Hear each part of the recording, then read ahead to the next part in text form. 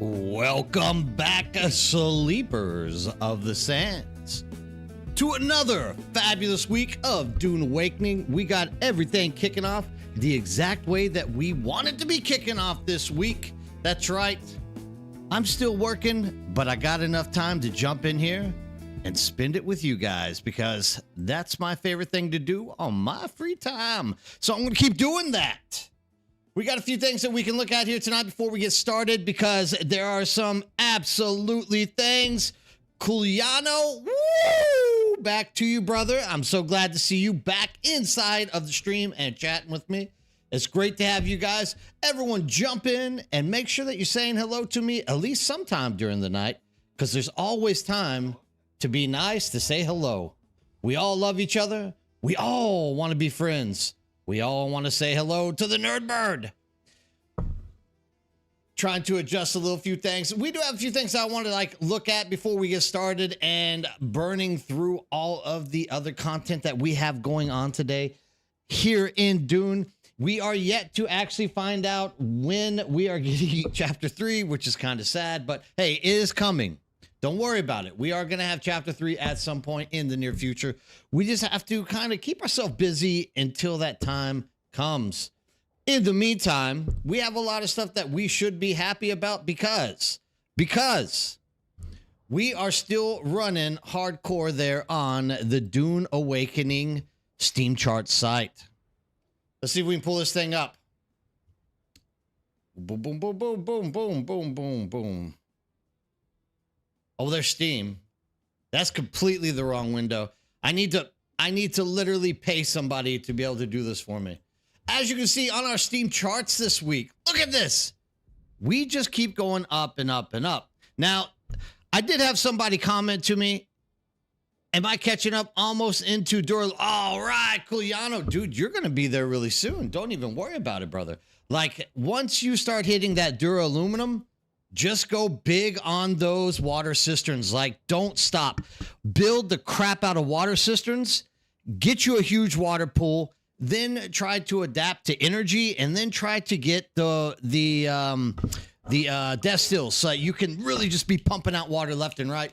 Once you have that water pool and the energy in step, you can literally just progress through this game like no tomorrow. It's absolutely insane how quick it goes. Make sure to try to do that, though. Almost 200K capacity. Culiano, those are rookie numbers. I want to hear 1 million, 2 million.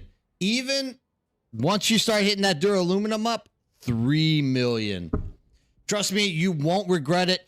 In order to move past the duraluminum stage, you are literally going to have millions of water stockpiled up. So it's a good start. Don't get me wrong. You're on the right track, my friend, but you're always going to need more. And water is something that you just burn through. Like literally every time I queue up 999 plastisteel, like literally, or it takes up something like 1.5 million water. Like my water table literally drops to 0. So keep that in mind. You want to have a lot of water. Water is king inside of Dune Awakening. 6 million. There we go. See, Private Snowball knows what I'm talking about. 6 million is a great number. I don't think I would ever fill something up to 6 million at this point because I usually am just crafting so much crap all the time. Unless you're a hardcore, okay? Good. 50 wind traps, holy cow. Now, I do sometimes believe that, I personally have wind traps on my base, no doubt, all right? I ain't going to sit here and say that wind traps are useless, but wind traps are just a passive water generating thing. So for me, when it comes to those water traps, I only have 8 of them. Whoa. And I could have more, I reckon, because I do have the space. I do have the power capacity to do so. But at this point, 8 water traps, man, I don't know. They just don't fill up my water fast enough. If I don't have those death still cistern or the death still beds, like literally, I'm not going to get anything done. It's going to literally just like nosedive my production.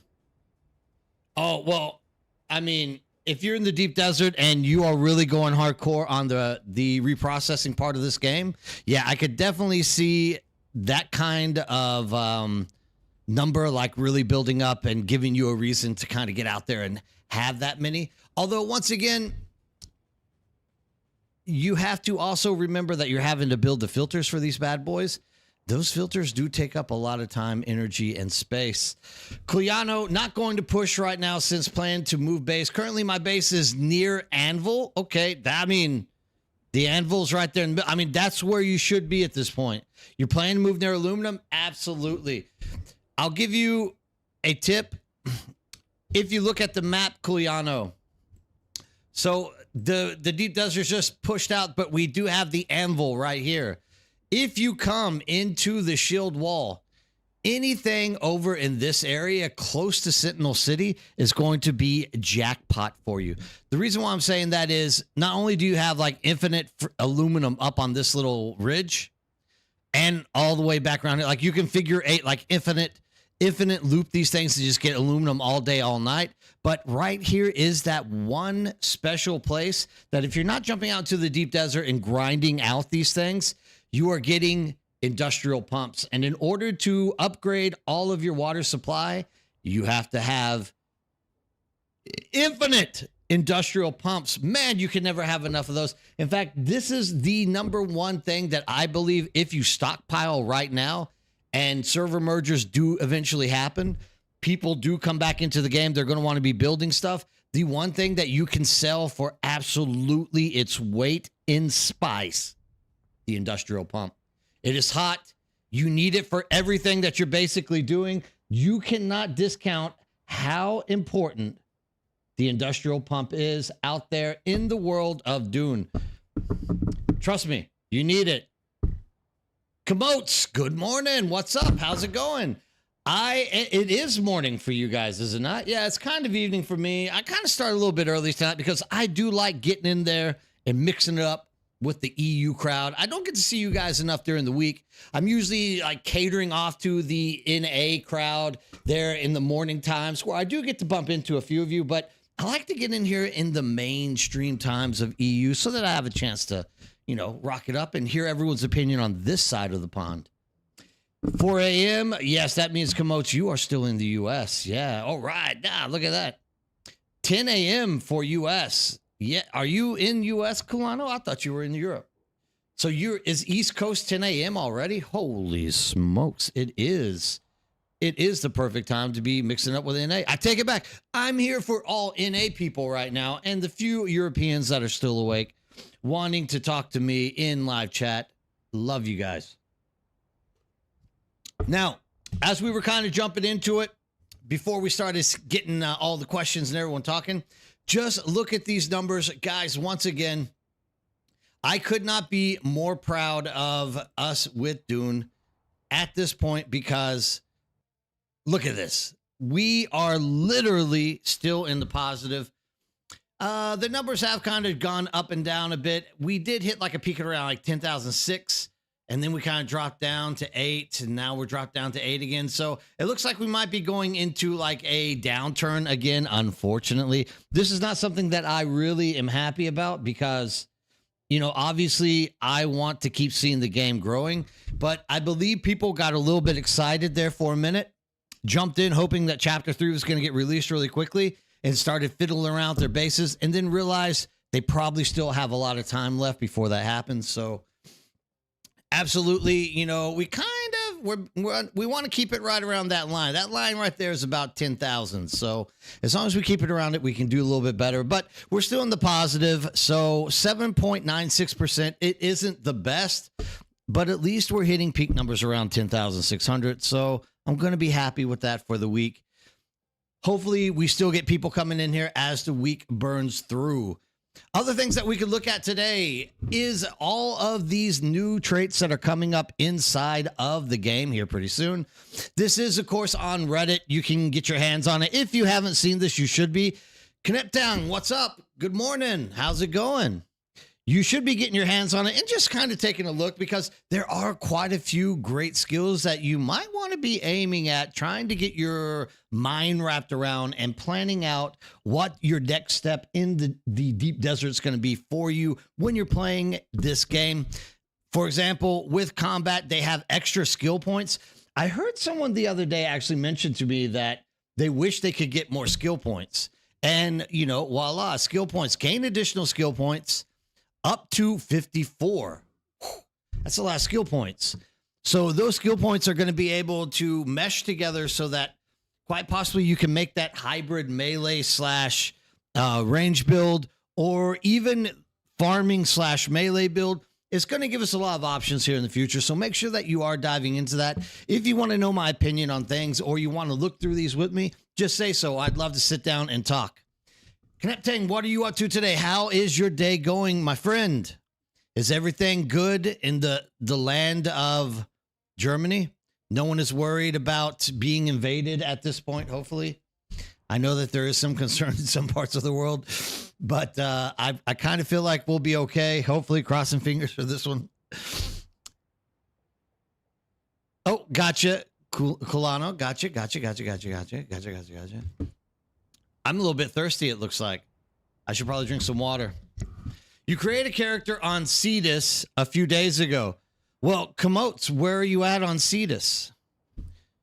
U.S. wants Greenland now? Yeah, hopefully not. I mean, I used to live in Denmark, dude. I like Danish people. Right?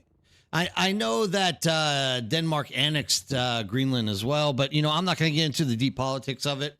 At the end of the day, hopefully we can all just kind of like exist together, I'm hoping, because there's really no reason to like overstep your boundaries and give other bad characters a reason to overstep their boundaries, if you kind of know what I mean.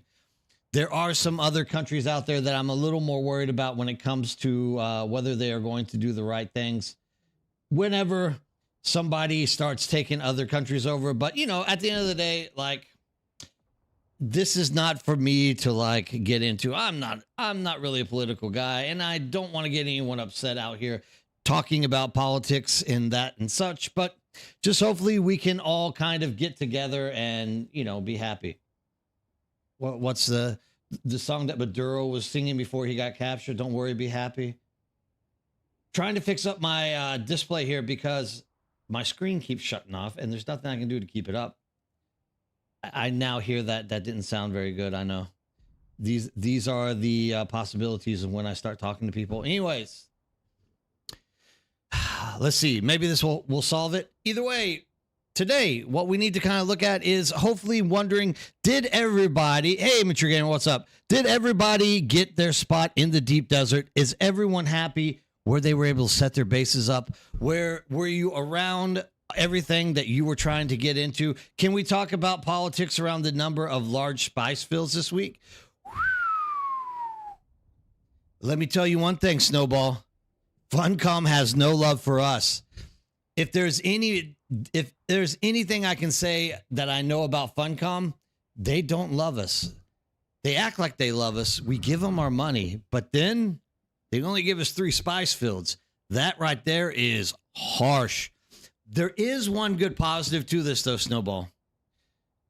With only 3 spice fields, we only have to worry about looking for 3 spots to spawn. So you're going to get more big spice fields spawning out there as the week is going, quite possibly closer to your base. So it beats having the 6 large spice fields where you have to literally fly around for an hour trying to figure out which one is there. In which my case, literally I am flying to the last possible place every single time. But yeah, I mean, it gives us the possibilities where there's only 3 large spice fields. So you don't have to be so worried about catching up and finding everything out there. It's a good thing. It's not so bad is what I'm trying to get at. It's actually a good thing. I think it's a good thing. We'll see. We'll have to see how it goes, though. Well, this is and isn't a problem, depending on what server you're on. Right? I hate kind of throwing that out there, but like, if you're on one of the more populated servers, this could be an absolute nightmare for you. But if you're on a more safe, secure, happy, kumbaya type server, deep doesn't necessarily matter all that much. They are kind of deep, but yeah.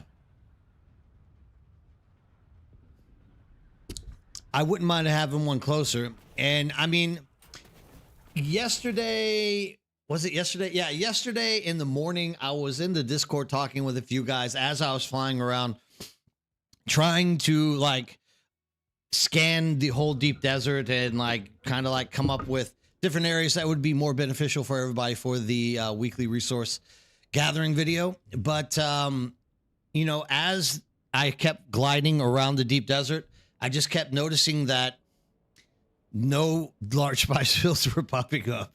It was like, you got 3, buddy. That's all it's going to be. So even before I could push out that video, man, I was sincerely very sad because we only got 3 in the deep desert this week.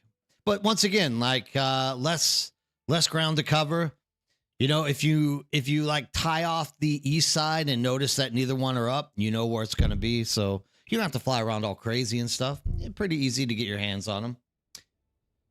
It won't be that bad, Snowball. I promise it's not going to be too bad. I need to get some slag. I have to start crafting batteries. So tonight we are going to discuss crap while I fly around looking for wrecked ships.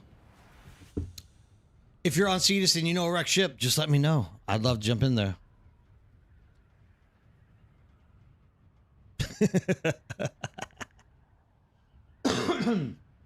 Yeah, that's what I'm asking. Komotes, you created that character on Cetus. I asked you, where are you at now? And then you never told me. I promise you, I won't come raid your base. I'm one of the good guys. I don't raid bases. I rather enjoy having lots of people on my server that we can play with. Beats, my man. What's up, Beats? We'll see. I mean, it comes around to it. We'll get you caught up, Komotes. Don't worry.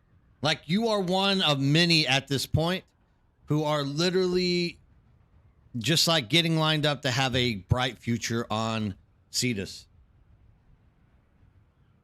I mean, I've already given away a carrier and a sandcrawler to the first group of people that like move through. So hopefully they're going to be able to start getting out there, getting spice and getting caught up this week. If you need any help or anything along that, just let me know, right? I'm going to call you Beast. Ah, cool. How's the deep desert looking? You said you were only out in the OCE this week for support, Beast, right? Only out for support. That server actually has quite a few people. Actually, as I was scanning the DD out there, I bumped into like 2 guys in carriers just like parking them and doing titanium and trivinium out there. And I was like, hey, guys, be careful. They didn't seem to care. So, you know, I guess they had it under wraps.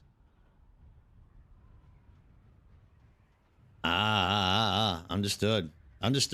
We need to be doing that on Cetus.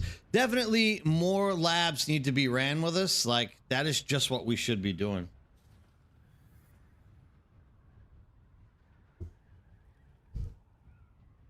Oh, yeah, I got you, Culiano. Like, take your time. You have no reason to be in a hurry to get out there and start grinding out stuff. You do need those skill quests. I mean, those are the, like, biggest hurdle to, like, jump over whenever you're trying to get out there to in-game. So, definitely take your time. Do that. It is definitely going to be worth it. You know what, Beast? It's too late. I've already scanned the entire deep desert on OCE. Instead of scanning Asia this week, I scanned OCE. Whether you know it or not, at your base in the Haga Basin, I made all of the little scan things go up. I built 81 of them. Did the whole thing.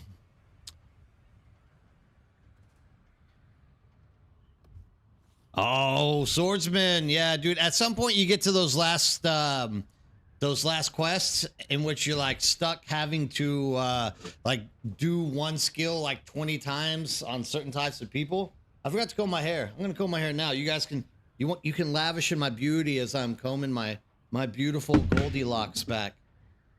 The yeah, I mean those quests aren't that hard to get through. I need to do it on the OCE so I can start playing with beasts in them. But we'll see.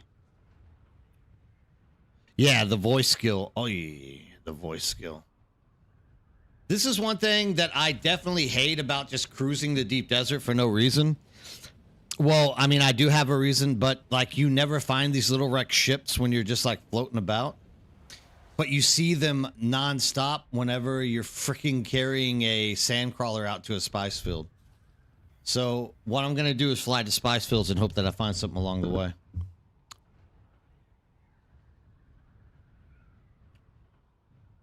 They changed the quest for classes to only use skill 3 times now. All right, that's cool. Maybe they can go back and fix it where you don't have to wait 2 days to change your skill. That's the only thing that I really am kind of, you know, picky about when it comes to that that whole thing. Was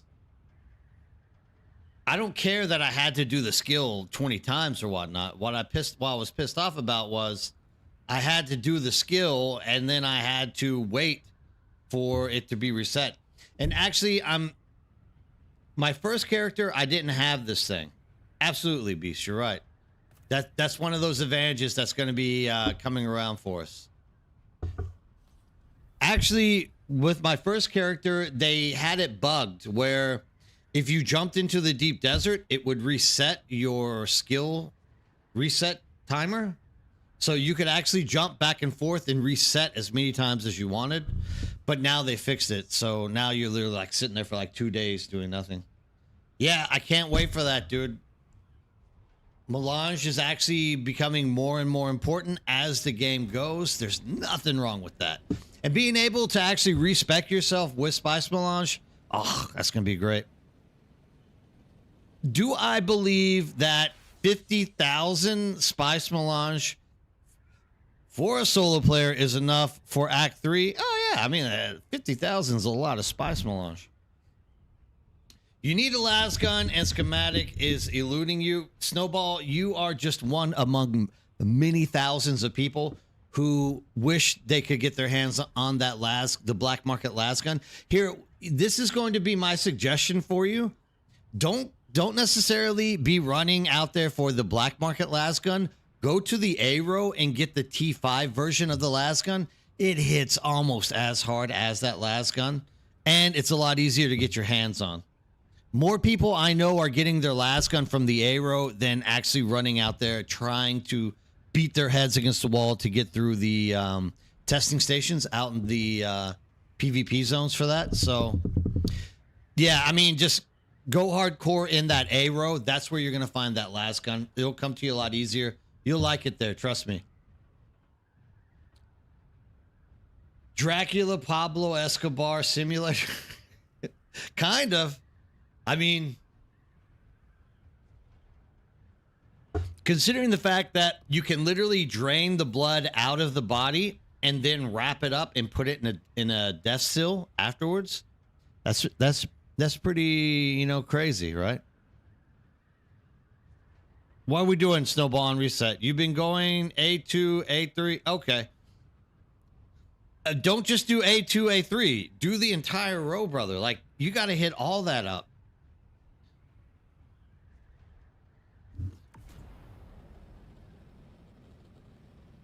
I'm surprised it's going for something that low, actually, Komotes. Like,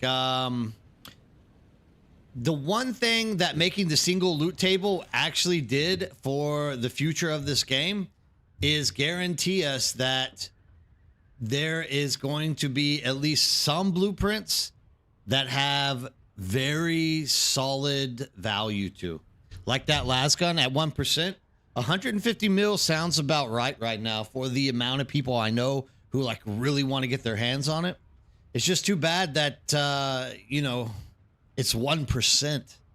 It's 1%, dude. That's like, if you look at the Wheel of Fortune, that's like one of those little sticker things that pop up. It's crazy.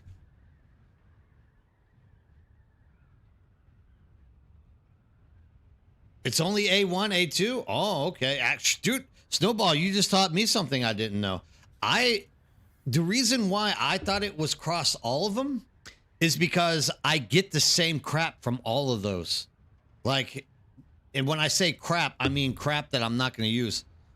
But you get like heaps of the same thing over and over again at all those labs. I just figured that it was at all of them. Fair enough. I don't know. Actually, we should probably run and test that because I don't know why it would just be at A2, A3. Because seriously, go run all of them and I promise you, you'll get the same thing out of at least 2 or 3 of them. Like the exact same blueprint, no matter where you're at. So it doesn't make sense why that I almost hit the wall. I thought I was going straight west. It doesn't make much sense to me why they would have just A1, A2, but then you get the same crap everywhere else, right?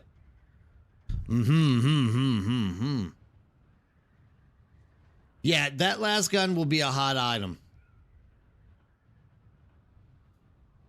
If you get your hands on a las gun, look, dude, number one, if you haven't learned it, just learn it, take it, start playing with it, because that las gun is actually one of the more fun weapons to get your hands on in this game.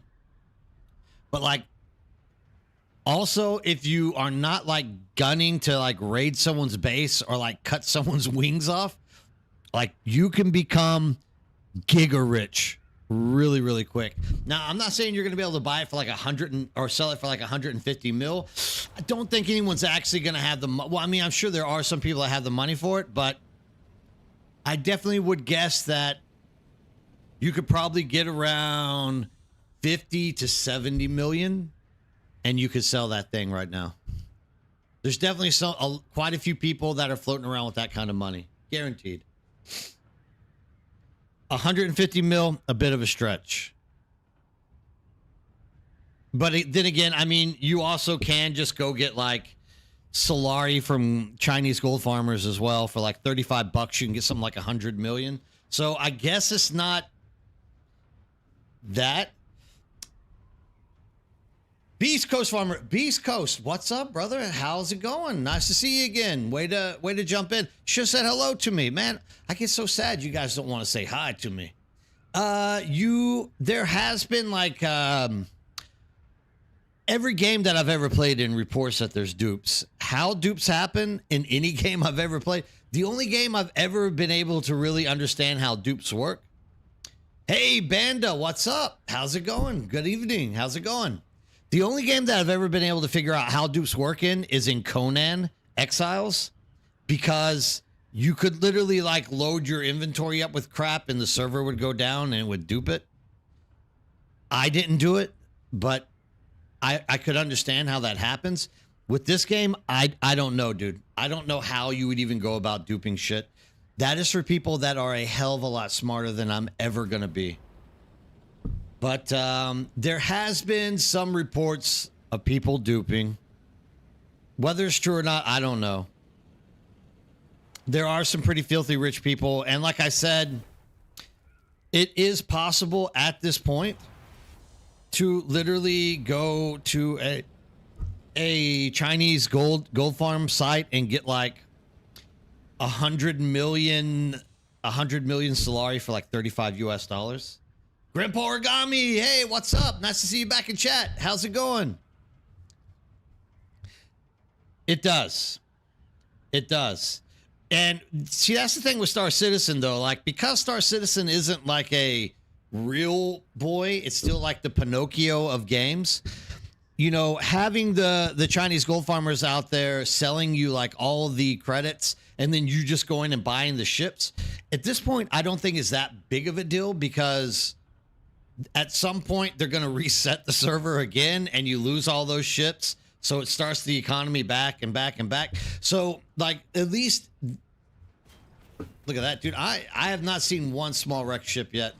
This is what happens every time I look for these things. So at least with Star Citizen, they currently have a way to kind of take care of that.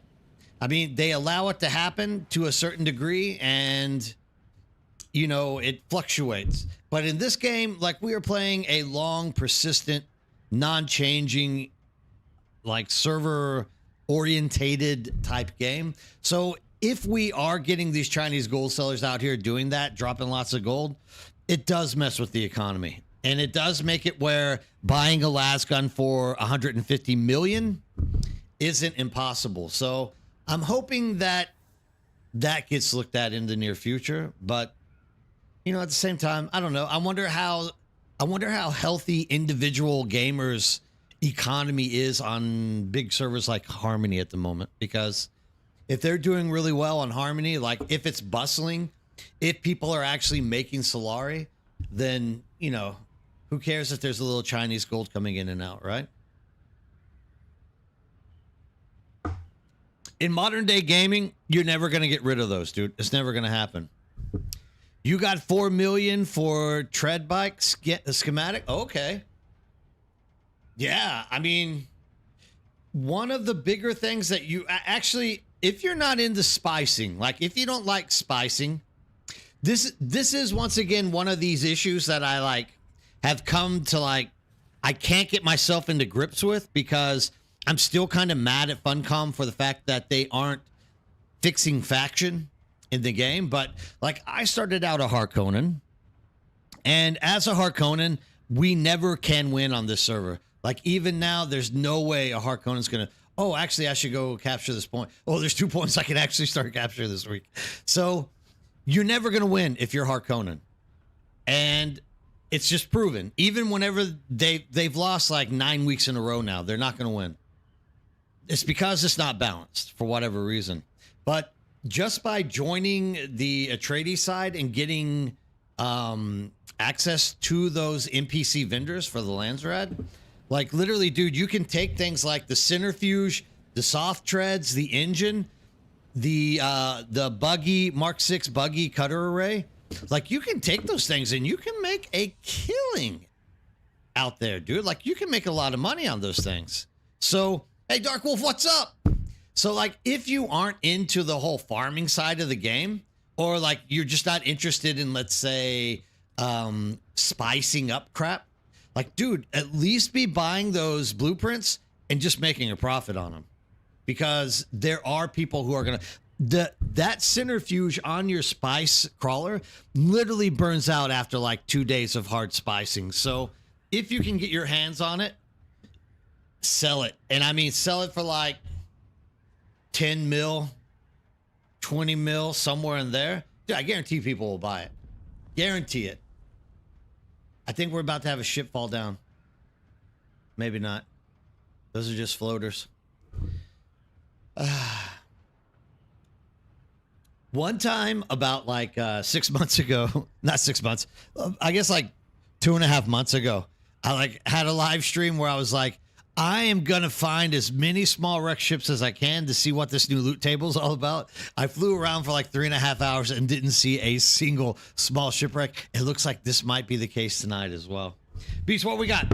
We get the guildies to buy them with guild money to store if they don't want them. Yeah, I mean, once again, like, you can, most important thing there is, like, if someone is not into spice, if someone doesn't care about that extra 75,000 or the extra 25,000 spice that you're going to get, the spice sand that you're going to get in it, like, dude, you can set something up with them. I mean, once again, make sure that you are making your money off of it. Like, what is it to buy the blueprint? It's like 30,000 Solari, something like that. 80,000 Solari. I can't remember what the exact price is. But, I mean, if that's the case, just make sure you're, like, doubling your money. Like, get some money back on it. No matter how it is, if it's through the guild, if it's through the market, just get your money back. Because, I mean, that's gold. The other thing, like, for example, this week, I actually need to go buy one myself. We just got the Ancient Way because we won the Landsrad. I mean, once again, if you have 2 or 3 of these Ancient Ways, put that thing on the market. You can probably get 50 million for that as well. Like, there's so many ways that you can manipulate those blueprints. And even on a quiet server like Cetus, dude, you can still find heaps of people willing to like jump in and buy those things. I know PvPers that are jumping in all the time because what they're doing is hoping for that rainy day that PvP actually gets like revived inside of Dune somehow. Whether it does happen or not, we don't know, but we are hoping for the best, right? And so they are literally jumping in there, even on Cetus, and they buy those things up as soon as they hit the market. So don't be shy. Like if you're, make sure that you are buying those things. Yeah, absolutely. Definitely hoping for this to happen. And this is what I'm telling people also that have just like joined us on Cetus. I'm like, dude, go to that NPC and buy it. They're like, I'm not in in-game.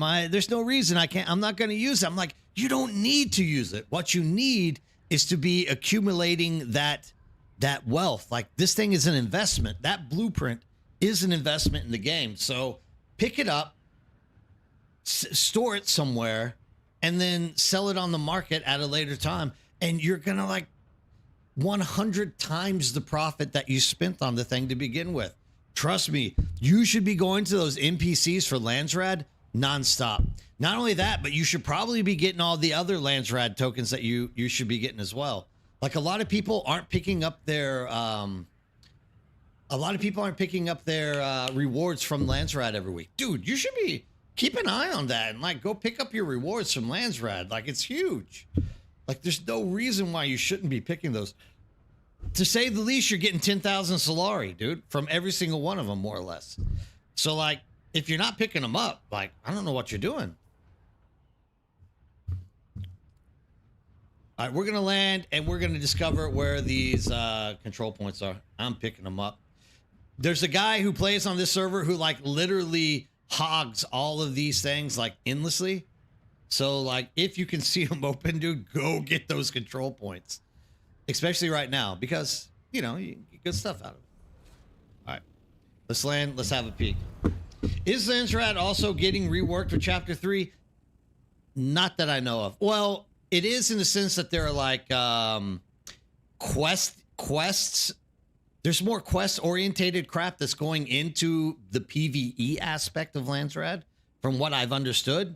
So, yeah, it kind of is, but from what I understand, they're not actually like changing up the control points, if that's what you mean. That's what I mean, is the control points. But if you're talking about Landsrad in general, yeah, they're making a lot of shifts to it. It's just, it's going to be like more quest orientated now. I think you still will have control points. Agal.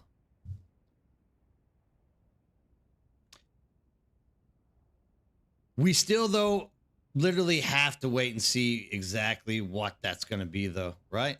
Like, I don't want to throw out my expectations and then it just gets thrown back in my face.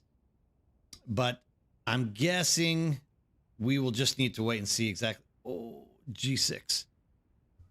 But we'll see. Yeah, I mean, they are making changes for sure. But I think it's not in terms of the capture points. It's not going to change. That's what I was kind of putting in my mind whenever you asked that, because that's obviously what I'm doing right now, is dealing with capture points.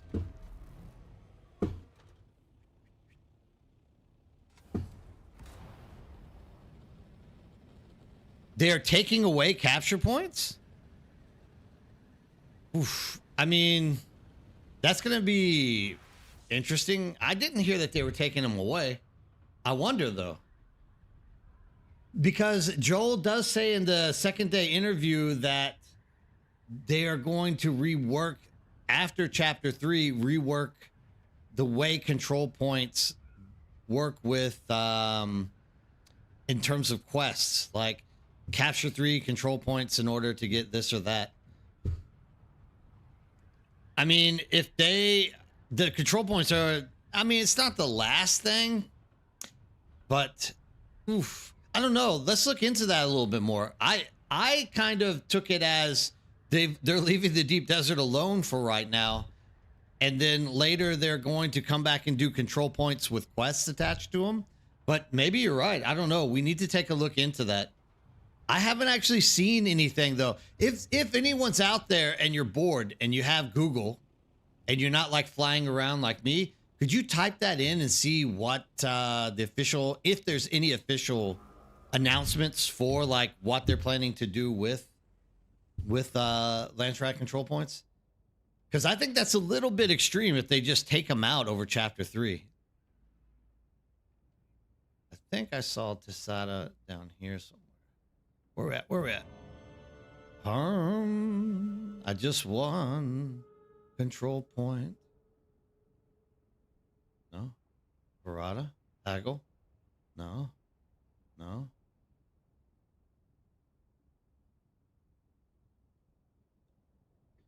I'm not seeing the control point for this. Houseboar, Richizi, Talgari, Thorvald, Tasada. Ah, it's F4. Their aim is to revamp DDD back to the original intent of all. Thank you for joining. You won't be disappointed. Through all being PvP once they have the PvE in-game loop in place and working. Yeah, so that's it. And by the way, Doge, what's up? How's it going? So Doge Samurai this is what my understanding is. They are going to just revert it back into full PvP, but I didn't hear them ever say they were taking control points out. So that's what I'm kind of interested in finding out. Are there going to be control points? Are there not? That's what we got to kind of dig up. To understand that will be the thing which, yeah, cool. Because if we can get eyes on this information, that would be absolutely fabulous. Now, I do know some people are kind of thinking that they're taking Lanzaret out because they've done it in the public test client, but I don't necessarily think that they're going to take it out for Chapter 3. Hey, Roscoe! How's it going? Good morning to you, too. Hope everything went well. I hope you had a good night's sleep. I hope that your day is going to kick off in the best possible way.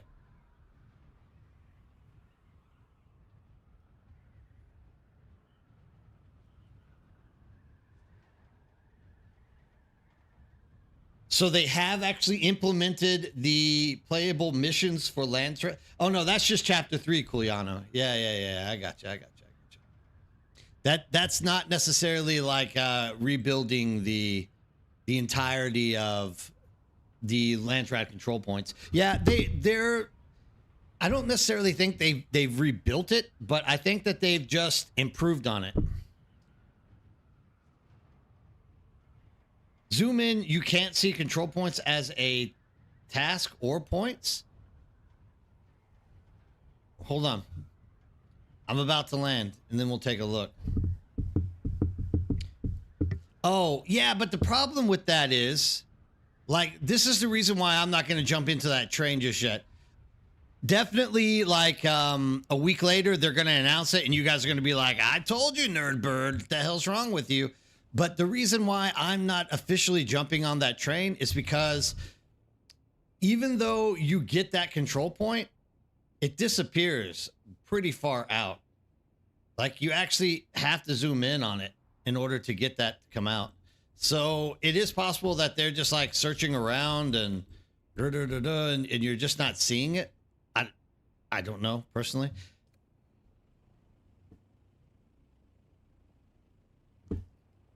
I would just be very shocked if they took control points out, because Joel even says that they are trying to rework something so that there are questing for control points now.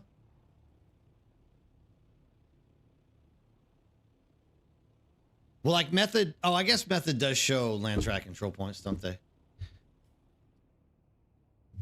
I'm kind of lost. There should be speaking of control points, there should be one right here. The Seda, that is right on the border. Where are you, my friend? Maybe it's up here. Maybe I passed it up.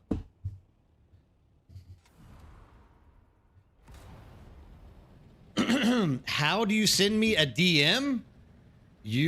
I mean, you're in our Discord, right? Just like send me a Discord DM. There it is, hidden. Yeah, I mean, just send me a message in Discord. It's not like I've blocked anybody. Yeah, I don't necessarily think they're taking control points out. But I do think that after Chapter 3, there is going to be some kind of system rework where they incorporate it not as just like, hey, I captured the point, give me my reward. It's going to be like you have to actually pick up a quest where you're going to have to capture like 1, 2, 3 and then you get the rewards for doing so. Yeah. All right, what am I getting from Hagal this week? Ooh, filter extractor. Yes, Idaho's charge. Beast, I think you run Idaho's charge, right? Maybe I'll give that a shot this week. Oh, I'm dying. My God. Nothing. But I mean, at least I'm going to get 20,000 Solari out of these two. Worth it. Worth it.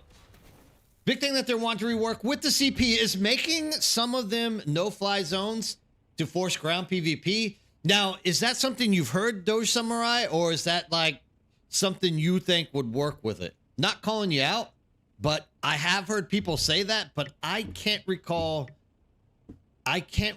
hearing them actually confirm that that was something they were going to do.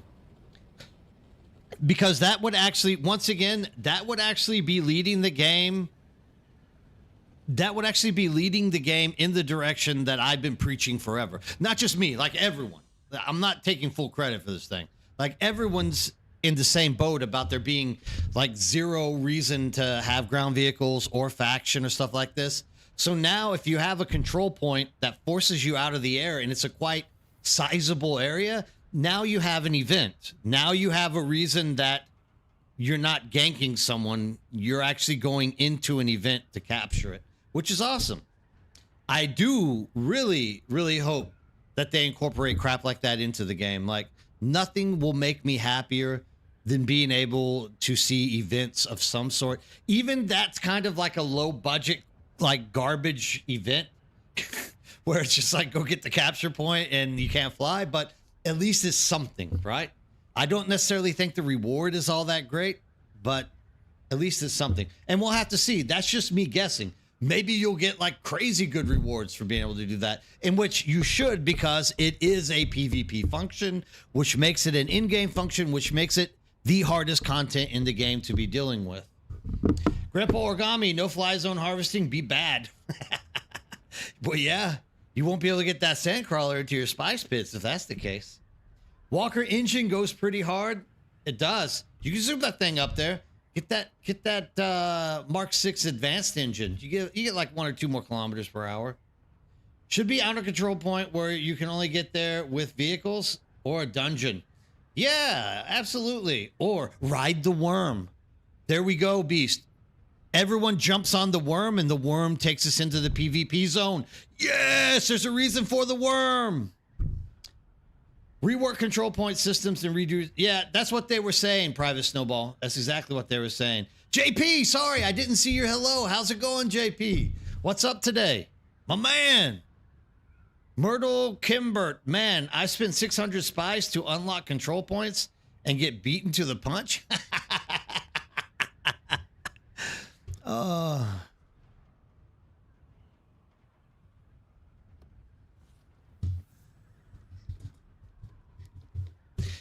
I'm gonna guess Myrtle is the Harkonnen player. Maybe not. If you're in here, Myrtle, talk to me. Tell me what your faction is. Antones, what's up? Yes, how's it going? So you switched to the Walker engine. Let me glide down. So you switched. Is that a worm or is that a ship? Man, I still have not seen a ship. Maybe that worm just ate it. So you switched to a Walker engine, but didn't look like your speed was any higher. I got 17 to 18 KP with both, so I don't. Probably, it probably doesn't work. I think for me, once again, I'm like a sheep. Like I just believe things work without testing them all the time. Ah, that's it. Beast has it. It's about the vacuum. When your vacuum is lowered, you can only go a certain speed. When the vacuum is up, you go faster. Scrubster 23, what's going on? This is Cetus. How are you doing? Are you looking for a new home? There's quite a few people who have joined Cetus lately. Feel free to come join the ranks.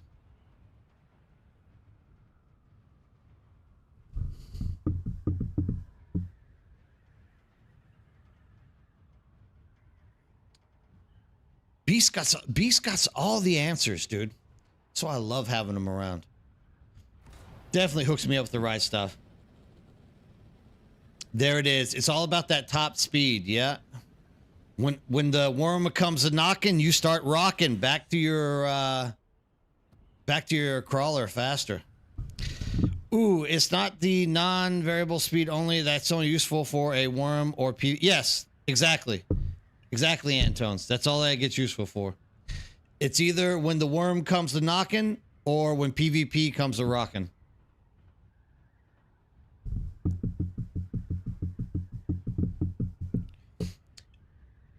You can never invest enough. Remember, all of your second accounts count as player count. So literally what you're trying to say is the recent uptick in players entering the game are all just second accounts. I could see that being the case. I'm going to open up a second account too. Heck yeah. Oh, hit a wall.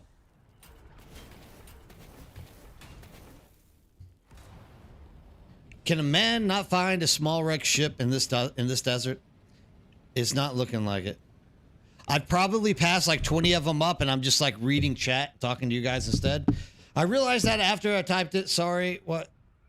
We'll have to see a little bit later.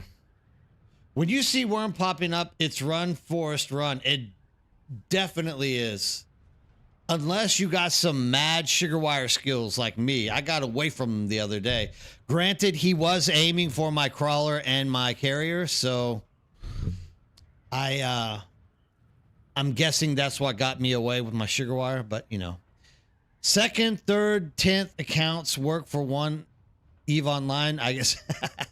Antones, I had something like 16 EVE Online accounts at once. That's how much of a dope fiend I was for EVE Online. We literally would have one alt character in a cloak ship, like both directions down the line from where we were doing stuff. And then you would have like 7 to 8 Rorquals. You would have some kind of defense, like a carrier on field. Oh, dude, the days of EVE.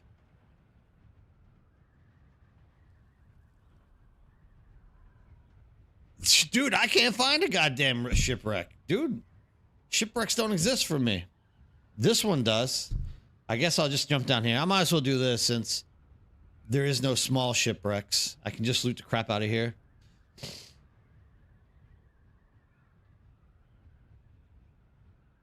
Wait, what? Wait, what now? Is it your name?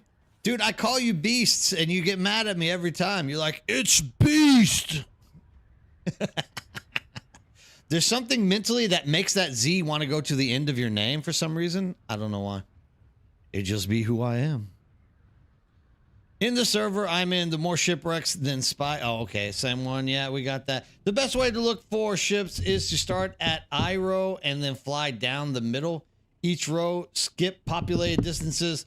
1K each row, 2 squared by flying down the middle. You only miss a small amount of the area while searching.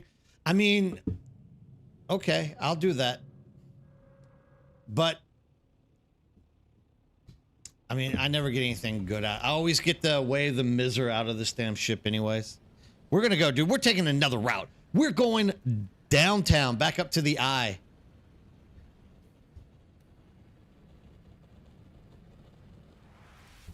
I mean, I hear that, but like I'm saying, the only time I ever find these down ships is when I'm in a carrier carrying a sandcrawler to a spice plume. Otherwise, like when I'm in a ship that I can actually land and loot it, I never find them.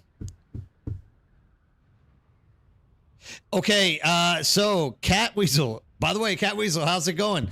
Yeah, yesterday was a very hard day. I did this on another video as well, talking, and I said something like 2026, and so everyone's like, damn, dude, you can tell the future. But in general, like I just had a very long, busy day, and it was like jumping point A, point B, point C, whatever. So when I came to actually be able to sit down and make the deep desert map video, I made the thumbnail and just something was still saying December in my head. I don't know why. So I put it on there. I know I need to change it, but literally at this point, over 2,000 people have seen it. And the thing only usually gets like 2.5, 2.8 thousand people. So I'm guessing everyone was just like, Nerdbird had a busy day. This is the right video. Hopefully it didn't throw you off too much. I apologize for that. Yeah, it's supposed to be January 6th to 12th, obviously.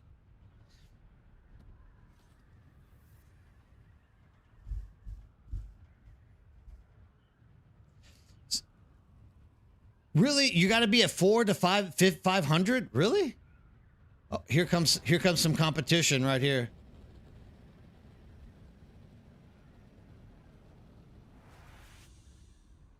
All right. We'll stay at this altitude. I mean, I hear Baby Shy Halud, but I never see the I mean, maybe that's why I'm seeing them all the time, is because I am flying at like 500 meters with the sandcrawler. Saizu, what's up? How you doing? Good morning to you too. Glad to see you back in. If you're 750 in the air, that 3/4 of your distance. Okay, understood. I got you. It definitely is making sense. Like it's not rendering in this case. I got you. Understood.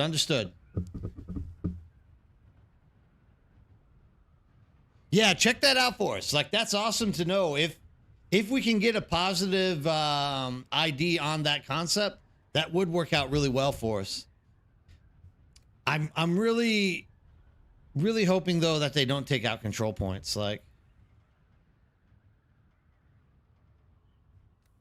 we shouldn't see control points moved out of the way. Oh, there's nothing sad about that. What are you talking about, Doge Samurai? That is absolutely awesome that you have this down to a science. I mean, we're about to see if science works. If I can't find a small shipwreck in the next, like, 30 minutes, I'm giving up and just doing something else. Because what? I mean, we're going to have the 8 o'clock reset time. I need to have a ship within the next 30 minutes. So, like, literally at this point, I'm flying right down the middle of this bad boy. So, here we go.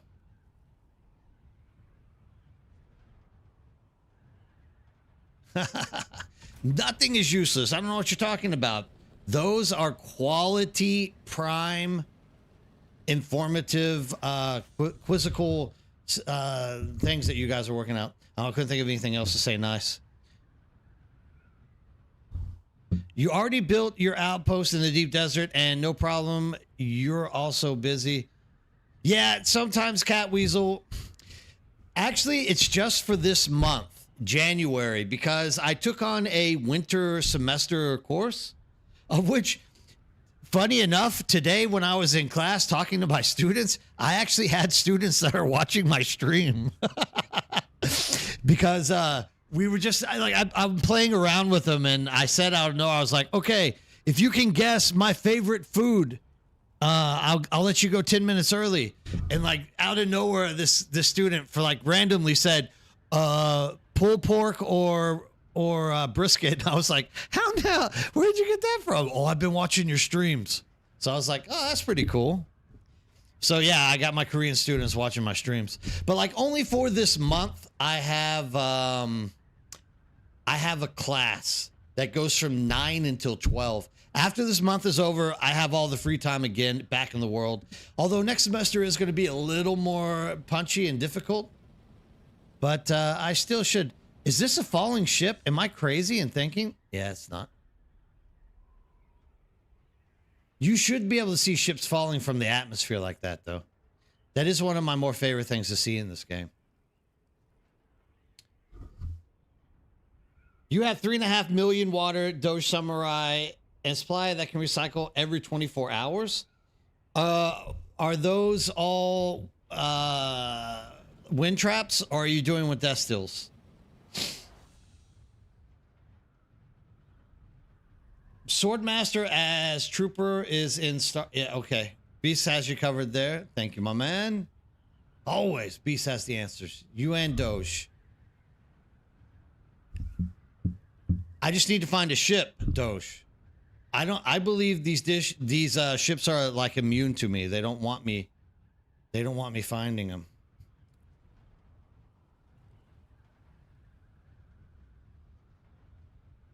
Very possible that I just don't have the skills and abilities to get my hands wrapped on these ships, sadly. And man, I need that sludge. Like, this is what I'm saying. Is it not just worth it to just stay in Haga Basin and do the shoal for this sludge? Like, considering I've been out here for almost 1 hour and found 0 ships. By now, I could have been on my second run for sludge and getting like 200 of that. Yeah, so we do the death stills too. That's what I was telling people all day today who was asking me more or less about like where they need to go with the future of their base. And I was like, number one, you want to make sure that you are getting like your water supply. Then you want to do your power. Then you want to do the crafting benches. And that was like more or less what I was saying. Like they were saying, I'm going to build some wind traps. And I'm like, you know, wind traps are great and all, but they're very passive and slow. So unless you have like 40 of them built, like it's not going to be like as great as you think. That's still number one way to go. Like that's like the punch DPS of the water game.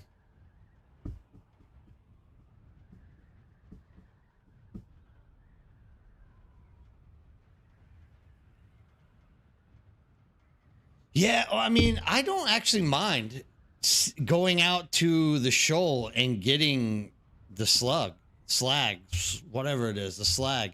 Like, I don't mind. I actually don't find that to be like a tedious thing. Like, I do it. But then I get people that are telling me all the time, hey, dude, you should be getting your slag out of the deep desert because you can literally find one wrecked ship that has like 60 of them in it, whereas you're gonna have to go to like 4 ships out in the whatever radiated zone there in what the hell is it called? Why can't I remember? Anyways, that's why I'm out here today. Is I'm trying to see, is it worth it, or should I just go back into the shoal and get my hands around like guaranteed sludge?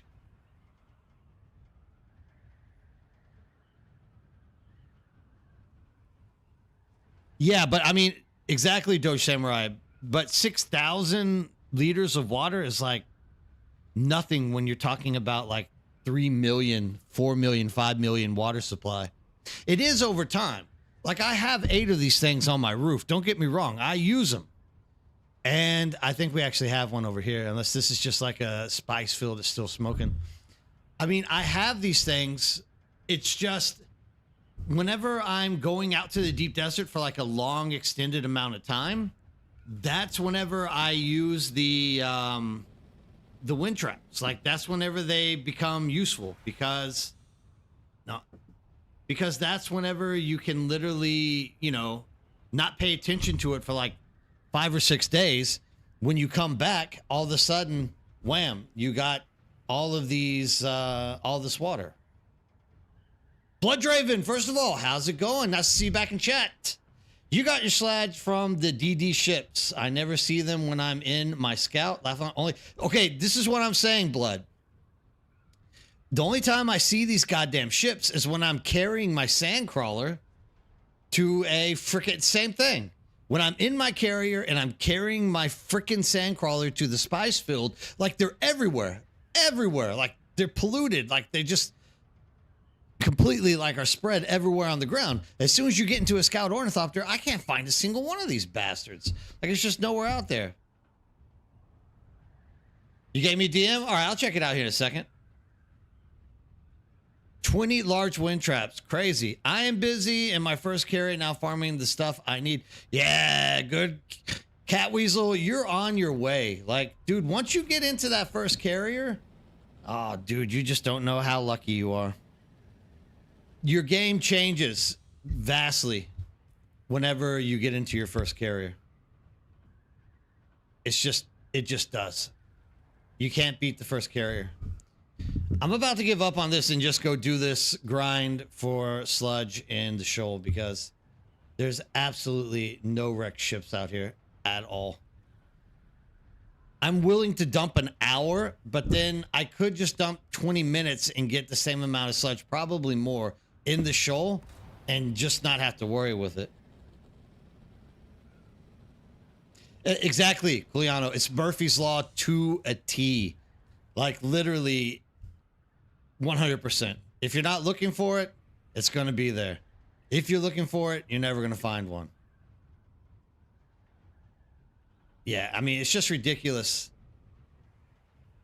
Because, I mean, I'll be in my carrier and literally they'll be falling from the sky even, dude. Yeah, but, I mean, if you can't find a damn ship, what's the point of worrying about whether... You know what I mean? It's great that they have industrial pumps in them as well, but if you're not finding any of them, it's kind of useless. Once again, I can literally just go to right next to my base and get industrial pumps, guaranteed. I'm being very cynical about it, only because I'm pissed that I've been flying around for an hour and I've yet to find a single freaking small shipwreck. And this is mirroring what happened to me like 2.5 months ago, where I spent an entire 3-hour stream flying around in circles and didn't find a single one of them. Some days it does. You're right, Doge Samurai. Sometimes it does. I mean, I'm with Blooddraven on this one. I really think this is a matter of me not being in my carrier ornithopter carrying my sandcrawler. I believe whenever I have my sandcrawler, small ships just like get attracted to it and fall from the sky. It's the gravity of the spice centrifuge.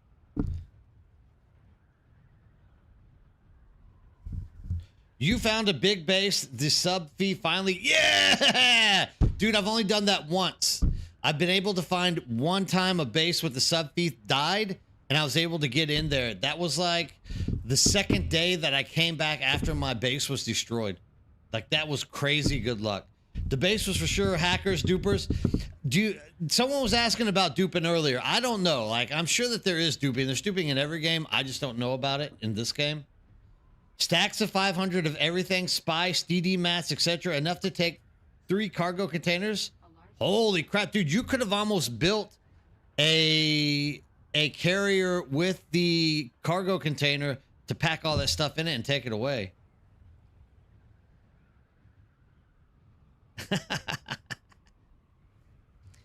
I'm literally just gonna go back to the show.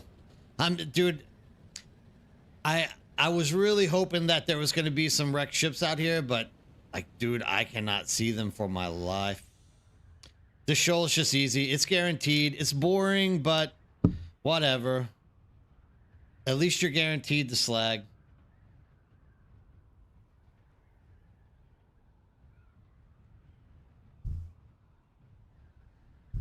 Yeah.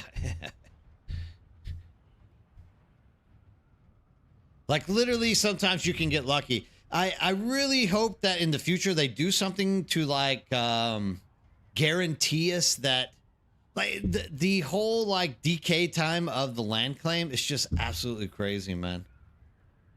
Like, there should be some mechanic where if you're leaving the game for that long and you're not backing up your base, you should just have access to it. There you go. Right, Cat Weasel? Once again. God, 103 plastinium boxes? Full? Whoa, whoa, whoa, whoa, whoa, whoa, whoa, whoa. Oh, yeah. Okay, I know what you're talking about. I thought I thought I was reading Doge summarize Lucky Find. I was like, Jesus Christ, dude, you got lucky. That, you're big balling, my boy, if you're picking up that much plastinium. Holy smokes.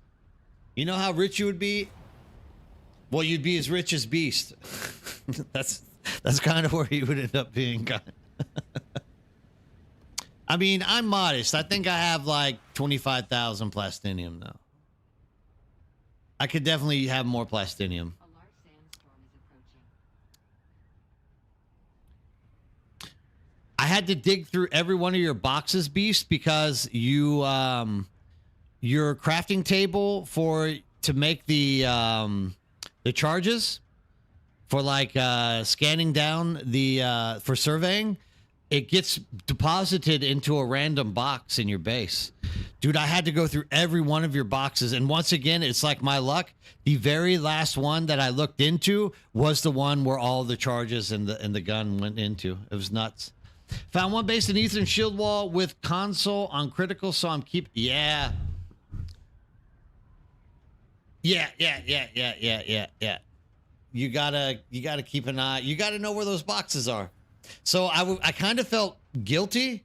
Like I was worried you were gonna jump in. You see like Nerdbird going through all of your boxes, and you're like, what are you doing? But I mean, I know you would understand. It's not like I would take anything out of them. I was just like, where are these damn survey probes? You have 150,000 need to do. Oh, you only have 150, Cat Weasel? You need to do a run. You definitely need a run. You got to get that number up. Especially with chapter 3 coming, dude. There's going to be so much crap you can burn that plastinium on. Man, yeah. You want to get a run in. You want to get that stuff taken care of.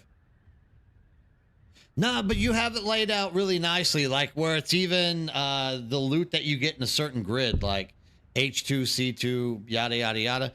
I hadn't actually thought about that because I've been trying to figure out how can I organize my base in a way that, you know, it makes sense, because I just throw all components into one medium, and then you pump the F to like get them all in there. But at some point, you know, there's too many of one, not enough of the other. And so when I saw the way that you did your base, I actually liked the way you had it. Like, this is the stuff that you get in C2. This is the stuff you get in H5, yada, yada, yada.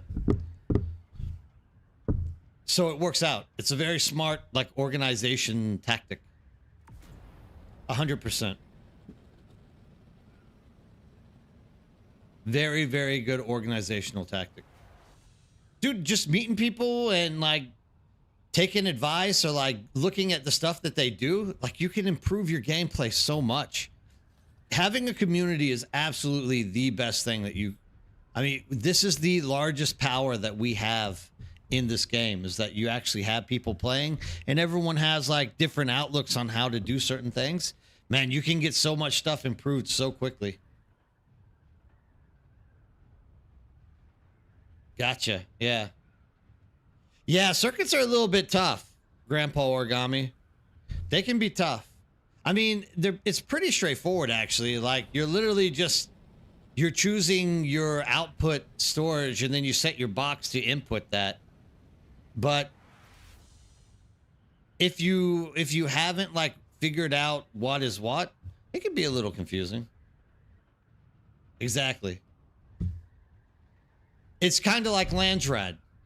I've had heaps of people tell me like, oh, dude, Landsrad is so confusing for me. Like, I don't get it. And I'm like, once you actually stop and just kind of look at what Landsrad is and how like control points or the crafting aspects of it work, like you're like, oh, dude, this is so easy.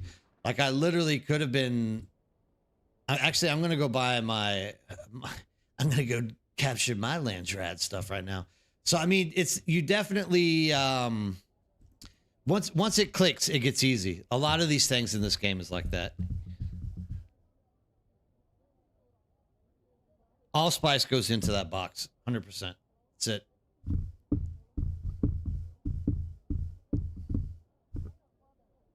Yeah, 8. Well, I mean, yes and no.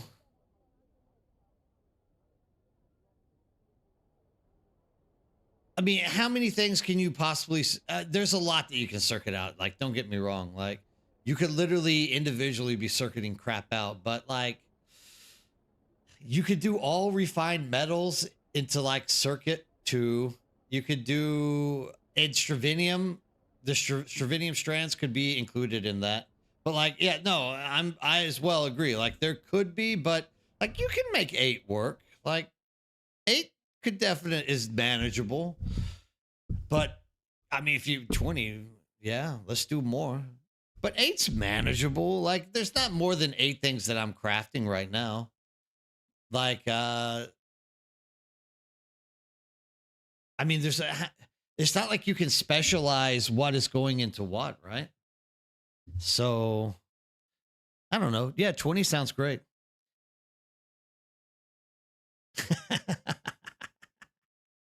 Yeah, but dude, I'm old school. I just like taking it out of the workbench.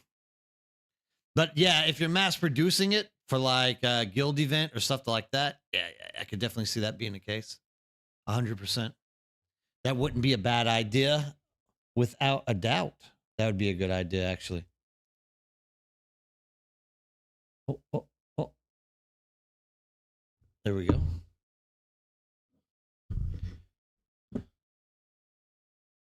Yeah, Beast has his base. Although he's getting a little bit messy with those medium boxes, but I think that's because you're trying to toss them into their new home. But once you get that put in there, I also like the way that Beast has his boxes set up.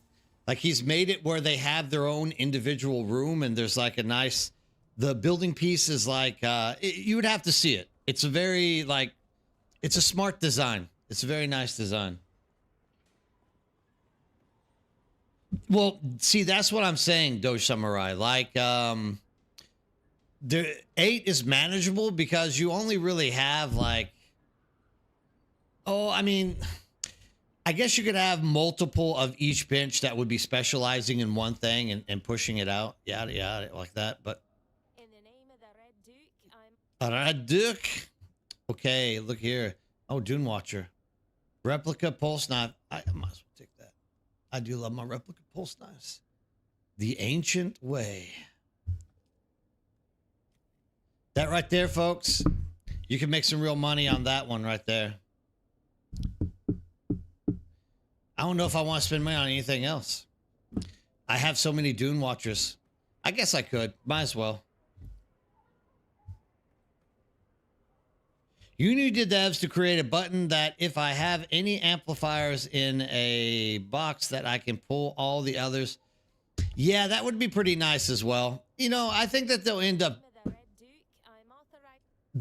making the quality of life better in the future for a lot of the stuff. Jesus Christ. Look at some of these things. Way overpriced. I think they'll make the quality of life for crafting and storage better as the game goes. It probably isn't going to be one of their highest priorities right now, considering they're still trying to like preserve the game for people. Now that you said that, I'm going to take a look at the DM because... All right, let's see what we got. First of all, I'm going to add you as a friend. Public test client patch notes 1.3.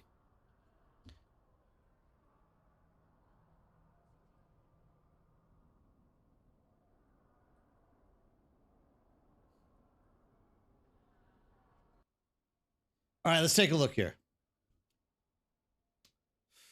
Solari XP, Intel points, spawn top tier vehicles. All right. Highlights, revamped in-game progression, a redesigned tier 6 experience with deeper choices, more meaningful ways to advance for PvE and other playstyles. Okay. So PvE, Landrad, the whole Landrad has been rebuilt with new replayable missions and new rewards. But that's the Landrad. That's not the Deep Desert. All that they're saying here is currently the way... So what they're saying with that, currently the way that the Landsrad works is there are one of three ways for you to like get favor. You can like donate a crap ton of spice or something like that to get like instant favor. You can do control points, or you can do craft or kill missions. And I think what they're trying to say there is with that Landsrad revamp, they're making it actually more dynamic now. So they're going to give us like conquer this overland testing site for more favor, yada, yada, yada. So there's now quests that we have to do. That's what they showed in the video. You know, the one where they had to like grapple wire from like these different pillars. So they got down to the like main location and started fighting stuff. You're patiently waiting for Funcom to drop this DLC. Will it be good? Yes. Will it be bad? No. We'll never know until the drop the update for us. Will it be next week? I don't know. Will it be the end of the month? Possibly. I don't know, JP. I wish I had those answers for you. I am wondering the same thing. I'm not worried about whether this DLC is going to be any good. I fully believe this DLC is going to be good for a certain amount of time. I think that the replayability is going to get a little bit old rather quick. Like probably you're going to have like 1 to 1.5 months of replayability with the crap that they're throwing into the game. And then it's just going to go back to that. We don't have an in-game thing, right? I do believe that's going to be the case, but I think it's going to be good. I think it's a positive move in the right way. And I'm not being cynical in this case. I'm not being negative towards Funcom on it. I think Funcom has done a good job. And even people I know that are just strictly into PvP, but just kind of like toiling around with PvE, have tried the dungeons on the PTC, and they've reported back to me very positive things. So lots of people are liking them. Yeah, Funcom does it that way. Like they come out of the gates kind of bad, and then they turn it into something good. I don't know. For me, it's kind of a backwards way to do it, but if they do it, they do it. Who cares? Spec progression, we know that. 5 new challenge locations, know that. New augmentation progression, know that. 5 new repeatable testing stations, 2 new weapon and rework. That's the dual blades and the rapier, pyro rocket. Decrease the durability loss when taking damage for radiation suits. That's going to be good. Ornithopter pilots now accept Solari, but okay. New vehicle relocate, okay. Redesign the personal light, okay. So nowhere in here they're saying that they're taking stuff out of the deep desert. They're just saying they are like, all that they're basically saying is that they're reworking the Landsrad, which we already know that for some point or not. So Landsrad is a task based on which 5 tasks a day. Okay, so this is the PvE end of it, Beast. Landsrad tasks are split into crafting, combat, gathering, and more. So these are all still just the PvE end of it. So first one is, let me see. Do I have this on the screen? Let's do this.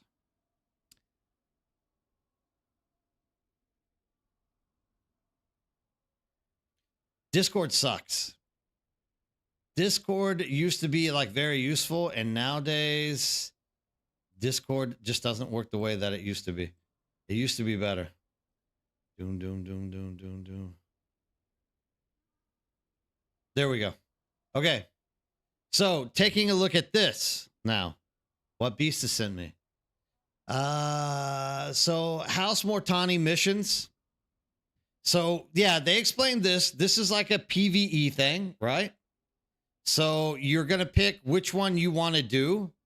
And then there will be an overland map destination that you have to go to. You have to complete the task there, and then you get Landsrad points. So still haven't had anything taken out of Deep Desert. Kill Masano, the burn who leads the sandflies that have taken over Imperial testing. Yeah, so this is like the quest that you picked. Yeah. Now, House Mortani collected by finding the House Mortani envoy in the world. This is where it's getting interesting. because in this case, you are completely right, Beast, that there is no control point. There's no control point like quest on this Landsrad thing to do this. Maybe so. Maybe so. Maybe so. But I mean, if they take control points out of Deep Desert, all of the Deep Desert's going to be is just resource grinding. Wait, where did we get this picture from? Is this from the PTC?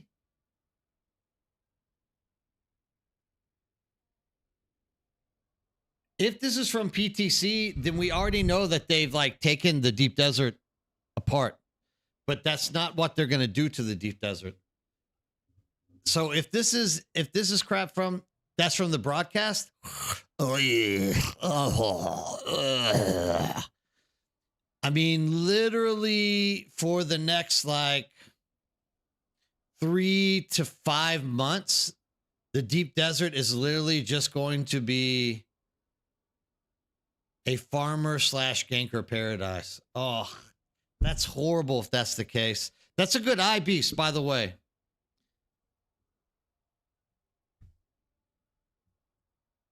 What are we looking for in the zoom in? This? Is that what you're talking about?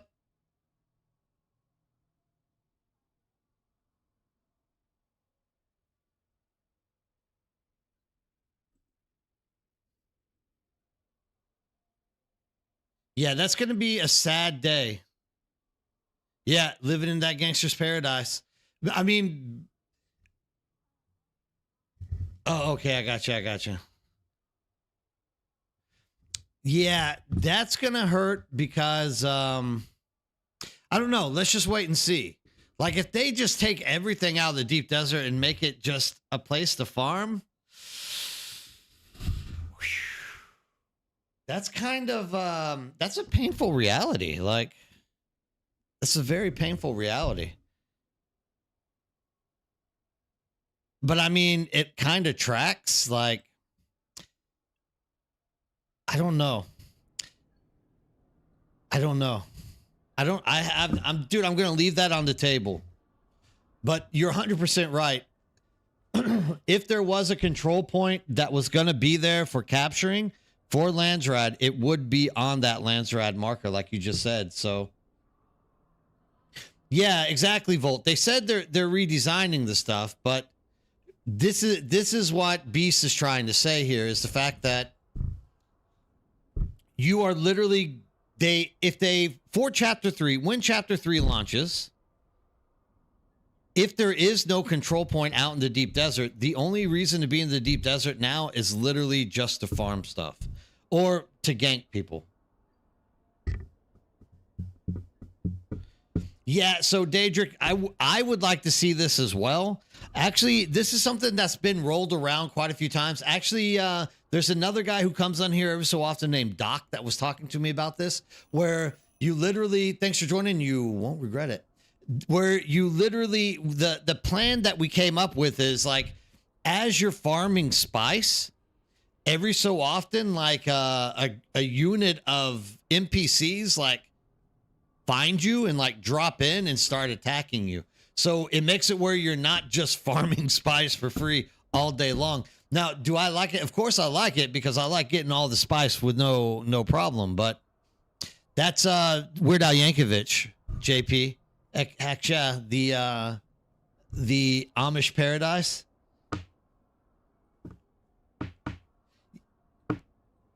Do I know if they will allow us to pay taxes for our base on it? No. They keep saying that they're not going to do that. Daniel. By the way, Daniel, how's it going? Thanks for asking a question. Thanks for stopping in and talking. So far, they have not mentioned anything in terms of doing that, and people have asked, and it's kind of like the death steel beds. People keep asking, are you going to allow us to just like move it out of the box into the death steel beds? And they keep saying, absolutely not. Like they want there to be a reason for you to actually go to Iraqing in Harko Village. Yeah, it kind of sucks that you have to, but excuse me. I mean, at the end of the day, it is what it is, right? I mean, it's just the way that they have the beast put up. So yeah, I don't think that they're going to be doing that. That's a great question though. But yeah, I don't believe you're ever going to be able to pay your taxes from the sub fief. Yeah, I hope so too, Volt. Like, okay, it is kind of dumb, like right now, okay? Like, we do control like everything, but at least, you know, at least there's something out there besides like flying and ganking someone. At least it gives you an opportunity to like set up take it easy, mature. It gives you an opportunity to like set up a situation where PvP could occur at a point, right? So yeah, it does kind of suck. That sucks a lot if that's what happens. And like before B said this, I'd never heard anyone say that they were going to take stuff out. And I was like, I don't think they're going to. But now that he posts this picture, like if there was control points, because like right now, look, you can see control point held by Atreides per minute while holding control point, 10 points. But if you go back and you look, we'll pull this back up. If you go back and you look at this, you can see there is nothing there at all. Oh, that's the wrong one. So there's nothing at all. It's just like do the quest, get the reward. So that looks like that's going to become their Landsrad reward now, is going to be questing purely for the Landsrad, which doesn't destroy the game, but it definitely doesn't incentivize PvP to occur like openly out there in a like ganking way. There's no like organic way to do PvP minus just ganking people. JP, but I mean, they said they were updating the control points later on. Yeah, and we'll see. But, and it's not even that we're so sad that control points will be taken out. It's that, and we know that they're going to rebuild them because Joel says the next day after that video came out, the live stream, that they were going to rework control points. So they still have some plan for control points. What we are mostly sad about is that is going to be possibly like 2 to 5 months where there's no control points in the deep desert. So yeah, eventually they will bring them back, hopefully, and they'll rework it in a way that, you know, satisfies the hunger for PvP in the game. But I mean, that's a lot of time for, you know, just like sitting around not having control points. Maiden, what's up? How's it going? Good morning. Hope everything's going well. Did you sleep well last night? Did you have a good week? I haven't seen you guys for like 2 or 3 days. I actually went home and slept for 4 hours after work today. Yesterday was the hardest day I put in so long. With creating the resource blueprint map guide, on top of doing my class, on top of doing stuff for my wife and my kids, like I literally just went home and just could not do anything. Oh yeah, dude, the old night shift. That'll put you in the grave early. Be careful with that. I guess you don't really have that much of an option, but maybe you get paid better for a night shift, huh? Yeah, well, we're hoping, Cat Weasel. We'll see what they do. Like, hopefully they make control points useful. Darth Easel, what's up? How are you doing? Cheers to you too. Prost! You have a good night? Everything's going well?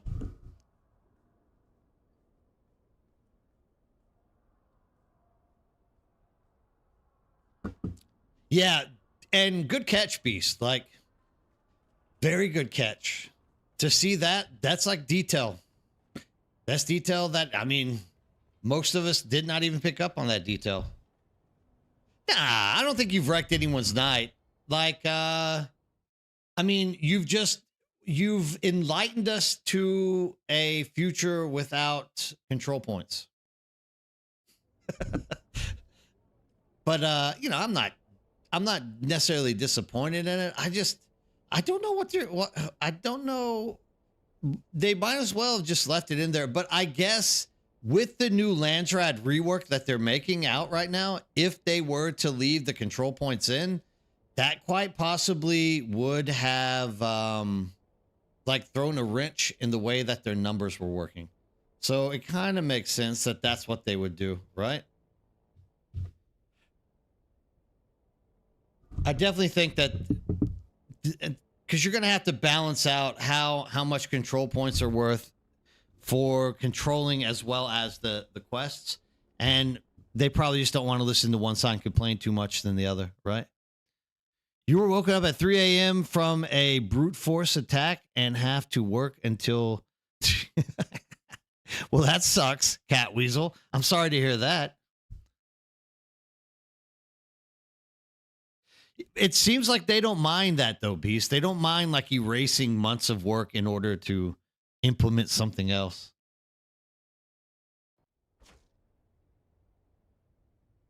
No, sorry, Dark Essex, there is not. This week, all of the ships are bum bum bum the walkway. Every single one of them, unfortunately. But I mean, with that in mind, the walkway isn't too hard. I mean, that one lock-in room can be a little bit hectic at times, but it's not that difficult. It's doable. It's manageable. You should have no problem with it.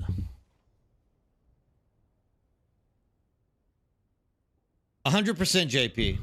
The deep desert in the books and everything is a dangerous place. If you can survive the thirst, you still have to survive the raiders and all the people attacking you out there in the deep desert. So, yeah, definitely it is a place meant for not the faint of hearted.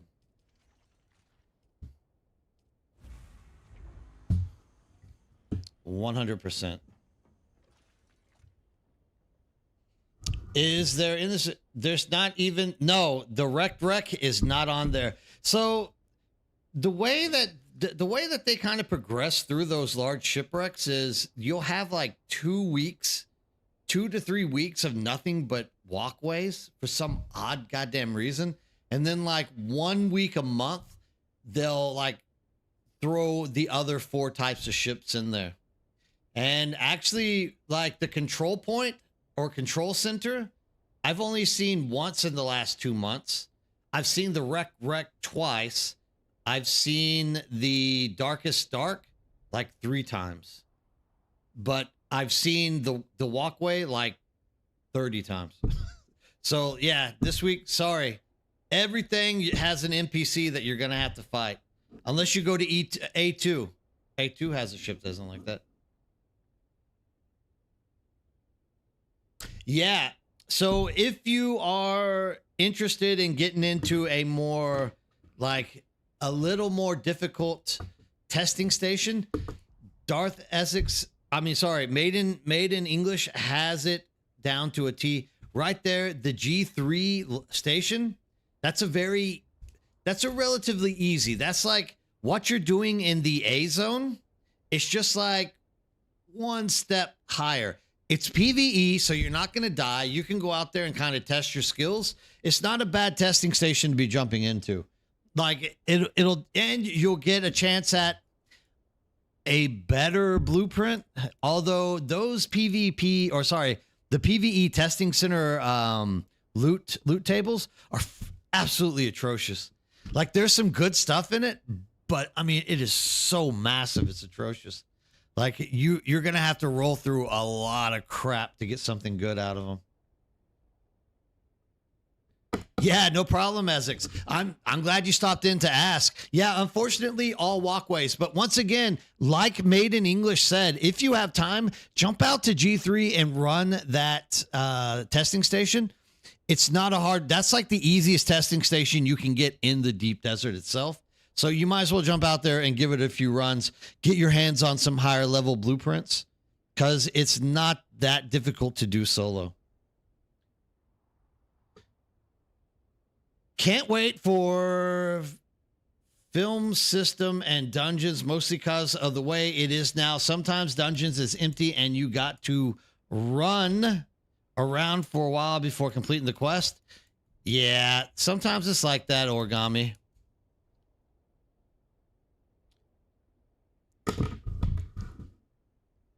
Now you're going to make me check. Now I have to check.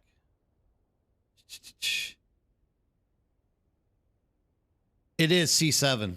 C7 is the easy one. Don't listen to me. C7 is the easiest. D2 is a little bit difficult. G3 and G8 are both extremely hard. Don't do those. But C7, there's actually a guide you can get your hands on for it through Method Gaming. That kind of like walks you through it. And I mean, we might as well just pull this up on screen. Like it's a good testing station to be jumping into. If you're not using Method, you should be like, it's is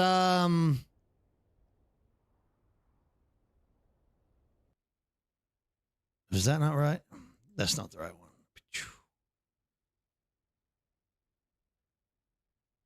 Yeah, there we go. So like if you have questions about whether or not any of these like labs are going to be too easy or too hard for you, like just jump into Method. Method will teach you. They have a walkthrough for like everything that you need to do with it. Usually when I'm doing the POI recording every week, like I'm literally telling everyone, if it doesn't make sense what I'm saying to you, go to Method and take a look at what they've written out. But I mean, like you're literally just like one lock-in, 5 enemies, purple band. This is the we've seen this one before. This is the one that has all the like jungly crap down here. It's not a hard, it's a very easy dungeon to run. So definitely with that C7 is what you need to be getting into. There you go. The Mannequin Manor. It's definitely worth a run. You'll get your hands on some decent stuff like what is the I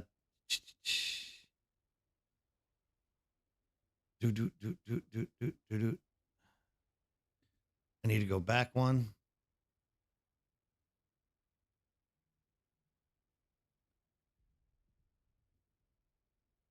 No, that's PvP. Here we go. So like you can see, you can get your hands on a Holix pick. The reason why I don't like these personally is, I mean, look at the size of this loot table. Like, sure, everything has like a 1% chance, but I mean, that is a massive loot table. So, I mean, even though it's like 1%, you're still gonna, you know, the only thing that really you can get your hands on here is that Holix pick. The power harness is a good thing to grab out of it. But I mean, outside of that, you're probably going to get A and B tier stuff, which I don't really necessarily think the Forge is that bad. I know some people that build the Forge into their sets. Like it has its like purpose or whatnot. It does like reduce heat. So if you're fighting against a lot of stuff that's like pushing fire on you, it could be helpful. But yeah, I mean, the loot there is just so like watered down that it's hard to get your hands on something good. Well, I mean, that's coming, Origami. That's coming. That's coming with Chapter 3. That's like one of those great improvements. Not these testing stations, but the Overland testing stations are definitely going to be like tiered 1, 2, 3, 4, 5. So, I mean, you do have that going for you where it's going to be more interesting and fun in that way.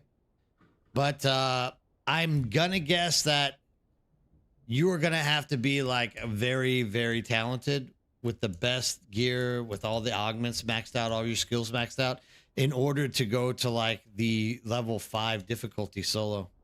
But they say that it ranks up with how many people are in your group. So maybe it won't be that hard. I don't know. We'll have to wait and see. A large sandstorm is approaching. Well, they've already said it's going to be. No. They've already said it's going to be like the higher the level, the better the loot. You're going to have to complete the lower level in order to get to the next one. Oh, Roscoe, sorry, I just saw that. Enjoy work. Glad that you stopped in. Hope that you keep listening. If there's anything that you have, like while you're sitting there thinking, like pop in and leave a message for us. I mean, the server's going to be shutting down, but I think I have enough time to do one shoal run. I need to get my, I need to get a suit for that, don't I?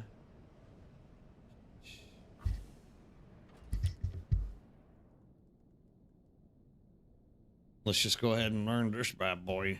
I'm not going to sell you, my man. But yeah, I mean, it's going to be interesting to see how stuff gets implemented. Will it be good? I don't know. From what I've heard from people, it's a very positive. It's a very positive thing. So lots of people are liking what they're seeing. So I'm guessing it's not going to be bad. Is what I'm trying to get at.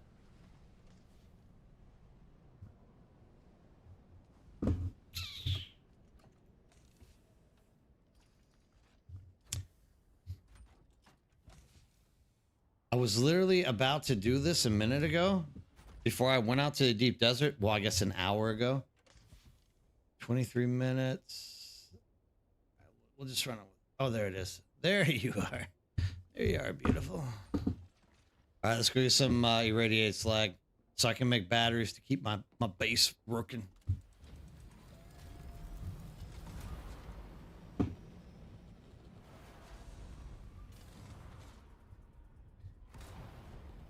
Take off, Top Gun.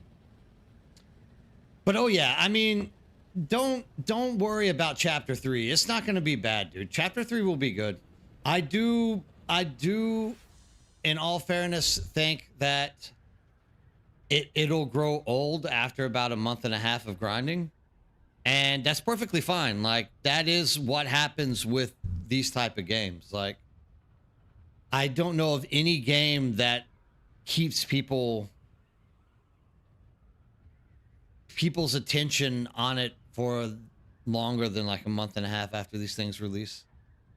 There might be a few out there.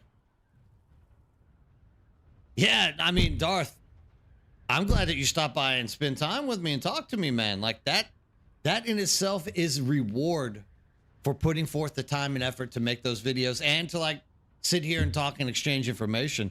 I mean, not only that, but you get great perceptions on different things. Like Beast saying with the perception of the future of the deep desert. Like, that's crazy. Like, I thought that would literally kill the game if they took out control points. Now we're gonna have to wait to see if that's gonna help or harm or just do nothing to the game itself. It's gonna be a very interesting thing.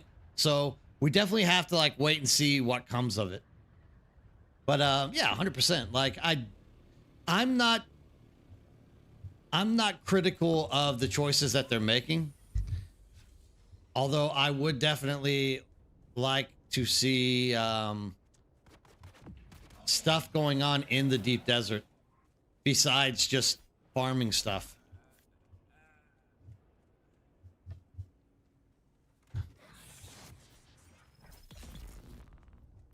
There should be one more. One slag. That's more than what I got in the deep desert though, right?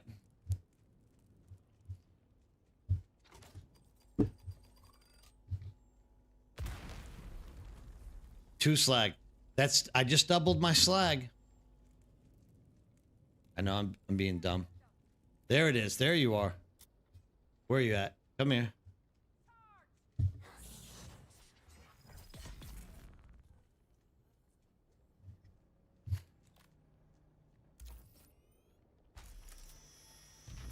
I can only hope that in the future we get more people watching the Deep Desert Resource and Blueprint Guide. It's really an odd thing because literally I get like 60 to 100 people that join the channel from that video every week, but like the viewer numbers always stay the same. It's really strange. It's like people join the channel and then they're like, yeah, maybe we'll watch this video next year. So it's very interesting the way that kind of works.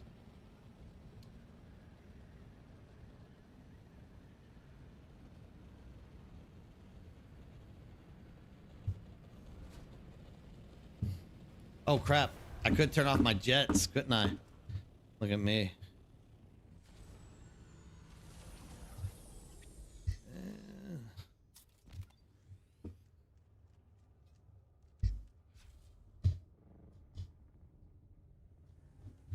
All right, I'm just gonna have to miss that.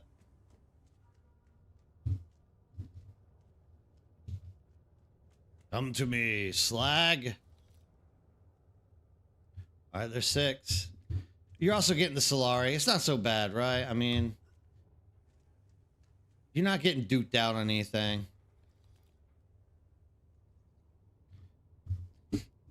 I do hope that they rework the spice infused cells though. Like being able to not have to like dig up so much slag would be very nice. Oh, that's right. I actually have to get this thing over here first. Yeah, server restart. That's why I usually don't like to start streaming at like 6 or so, because right as you get going, server restart happens. But I mean, it is what it is. You know, who cares? We'll still be able to jump back in for about an hour or two afterwards. I do work in the morning, so I will be cutting out about 10 o'clock Korean time. But yes, Murphy's Law always strikes, especially with me. I seem to be very cursed by Murphy's Law as of late. 100% Raymer. How are you doing, Raymer, by the way? How's it going? Thanks for stopping in. Everything going well on your side of the world? Anything interesting happening? Any new stories? Any new perspectives on the Dune universe? I literally just bought the Kindle for all the remaining Dune books. I don't necessarily feel like reading them. I do necessarily feel like listening to them, though. So here pretty soon, I will have not all the non-mainstream Dune books marked out. I'm excited about this. Why? Oh, why? Oh, why? Wasn't it over here? Have I turned around somewhere? Have I gone the wrong way? Nothing changing on your end? Well, that could be a good thing, right? That's both good and bad at the same time. It could be still, but at the same time, like nothing bad is happening. That's gonna, take away or make your day, make your Cheerios soggy. That's a good thing. Nothing like running for slag. All this energy just for freaking spice infused cells, dude. It's my choice to have like 8 freaking generators running. So this is the price I pay for that. I mean, it's not so bad actually. If you run this like 4 times a week, you usually get enough slag to like fill them up. And then you got 30 days. So it's not that bad that way either. Like everything is doable. It is. That's it, Ferric. Hey, Ferrix, what's up? How you doing? Thanks for stopping in the chat. Yeah, you definitely got to pay that fuel tax, dude. I mean, you saw my short lately about the Shai Hulud tax. Oh, you know what? I completely just missed my armband. The Shai Hulud took his tax out on my Sandcrawler and my carrier the other day. I hope so. That will be awesome. Shabbermock. And hey, Shabbermock, how's it going? Thanks for stopping in. Yeah, I really hope that there will be alternative ways to get your hands on the slag in the future. Just because, it can be a hassle. Like, it can be a little bit of a hassle. Not only that, but you also can get the skill that's going to drop more slag out of the ships and stuff that you loot. So that will also be awesome. Perspective on the game, though, the leveling experience needs to be looked at. There are several quests that are linked to the craft. I'm running into walls. Gun and kill enemies with it. But unless you are in the right area, the enemies aren't... Whoa, that kind of scared me. Thank you for joining. You won't be disappointed. The enemies aren't tuned for it. Maybe being a returner, so I'm focusing on my efforts. No. I think what you are seeing, Raymer, is experience. So, like, the first time you play through, you don't necessarily catch, like, all the small things that are annoying. And I believe that whenever you come back to the game, like, and do it a second time through, you start realizing all these little like annoying issues that are in the game that you wish weren't. And that's experience 100%, dude.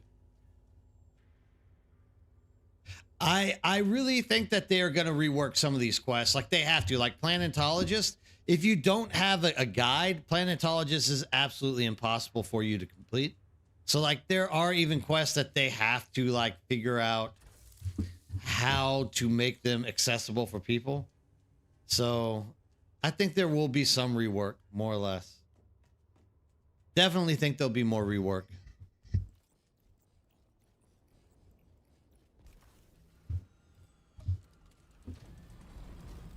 Let's just go straight east and get all these rads. Oh, actually, I could just go south, couldn't I?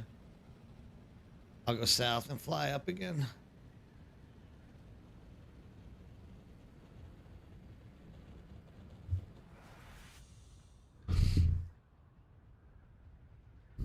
Small changes can't do it. I agree with you 100%.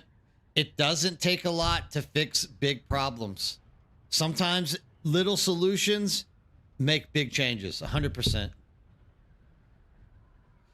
So the PvP zones, like, I don't know if they do that intentionally or what. I kind of want to believe that they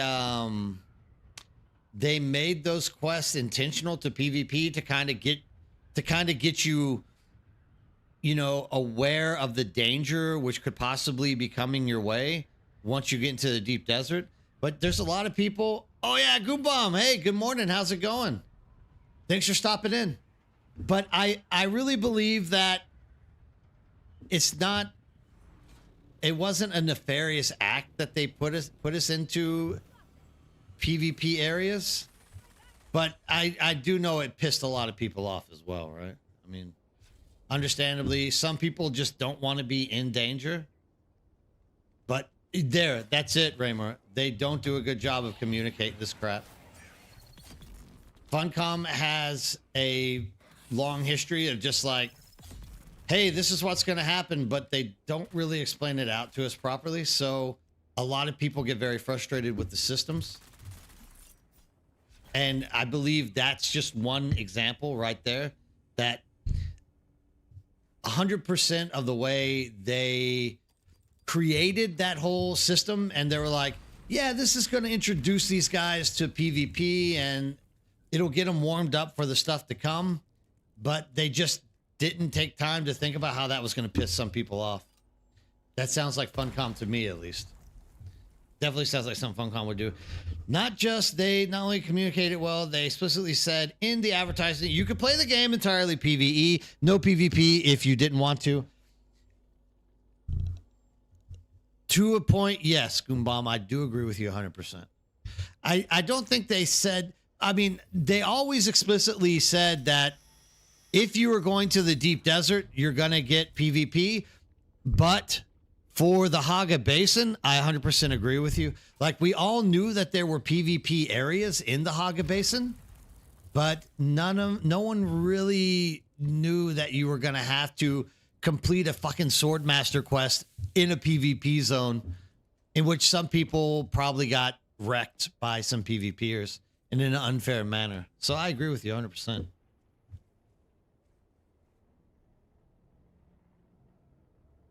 Yeah. But I mean, I think what people are upset about when it comes to that is the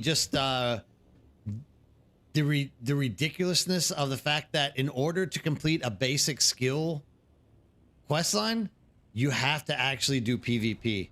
And I think that's what kind of pissed people off. They're like, dude, this is a skill. Like, literally, now, I don't really think that it's possible for someone to block you all the time from it, but there could be griefers out there that are like camping those things and blocking people 100%. So there is a possibility for griefing, but I don't necessarily believe any griefing really. Some people said that they got griefed out there, but it couldn't have lasted that long outside of like the first week or so, because then everyone is more or less in the deep desert by that point. No one really wants to even be like hanging out unless you're just like some chump like that just likes getting your kicks off of like picking on PvP or PvEers. Like I didn't know anyone who stayed inside of Haga Basin for PvP after the after everyone started getting into the deep desert, because you were needed in the deep desert, right? Like we needed people to be like literally out there fighting with us so that we didn't lose stuff. So there was at least like a need for it.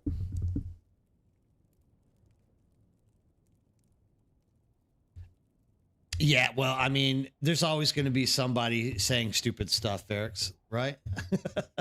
That's the one thing I've learned about life. You can always guarantee there's going to be one idiot like saying the wrong stuff all the time. Me, sometimes. I often say the wrong things.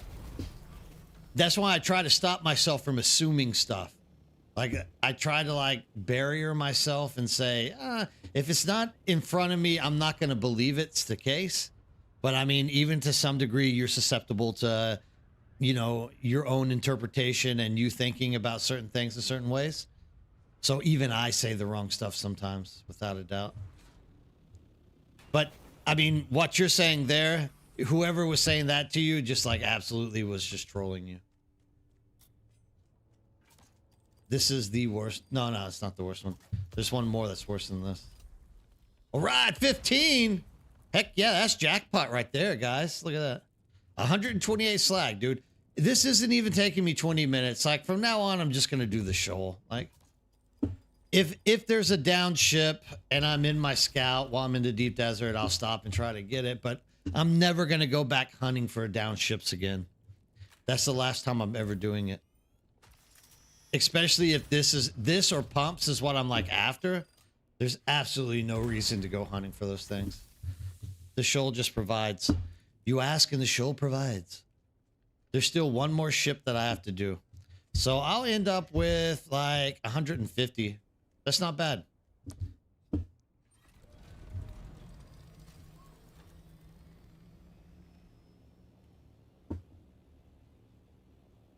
I believe that's it.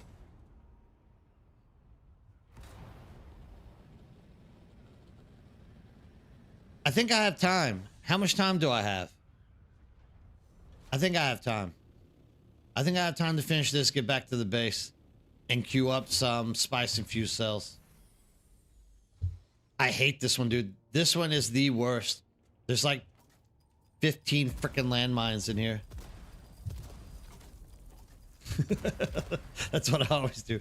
You have to just like run through these bastards and just open up all the landmines. Why am I stuck? Oh, 6 minutes. Fine, dude. We got plenty of time. This is the last ship, so we're good to go.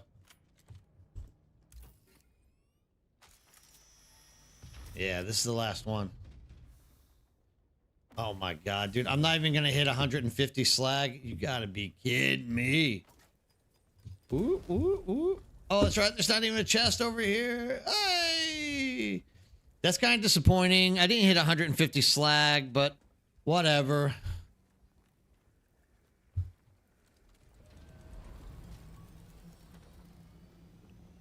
Why, hello. How's it going? Dude, this is the first time you've ever chatted. How's it going? Awesome. Dude, I'm gonna zoom. I'm gonna zoom with a boom boom. 100%. 4 minutes? Oh, dude, 5 minutes? Pfft, I'm not even worried, dude. I'm back home in 5 minutes. I just live dangerously.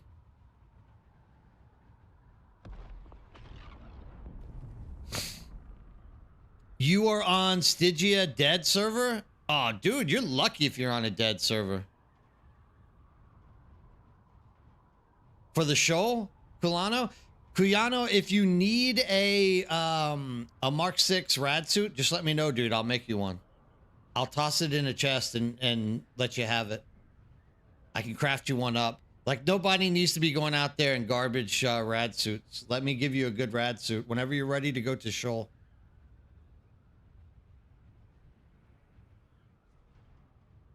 Oh, man, you need to pick up that pace.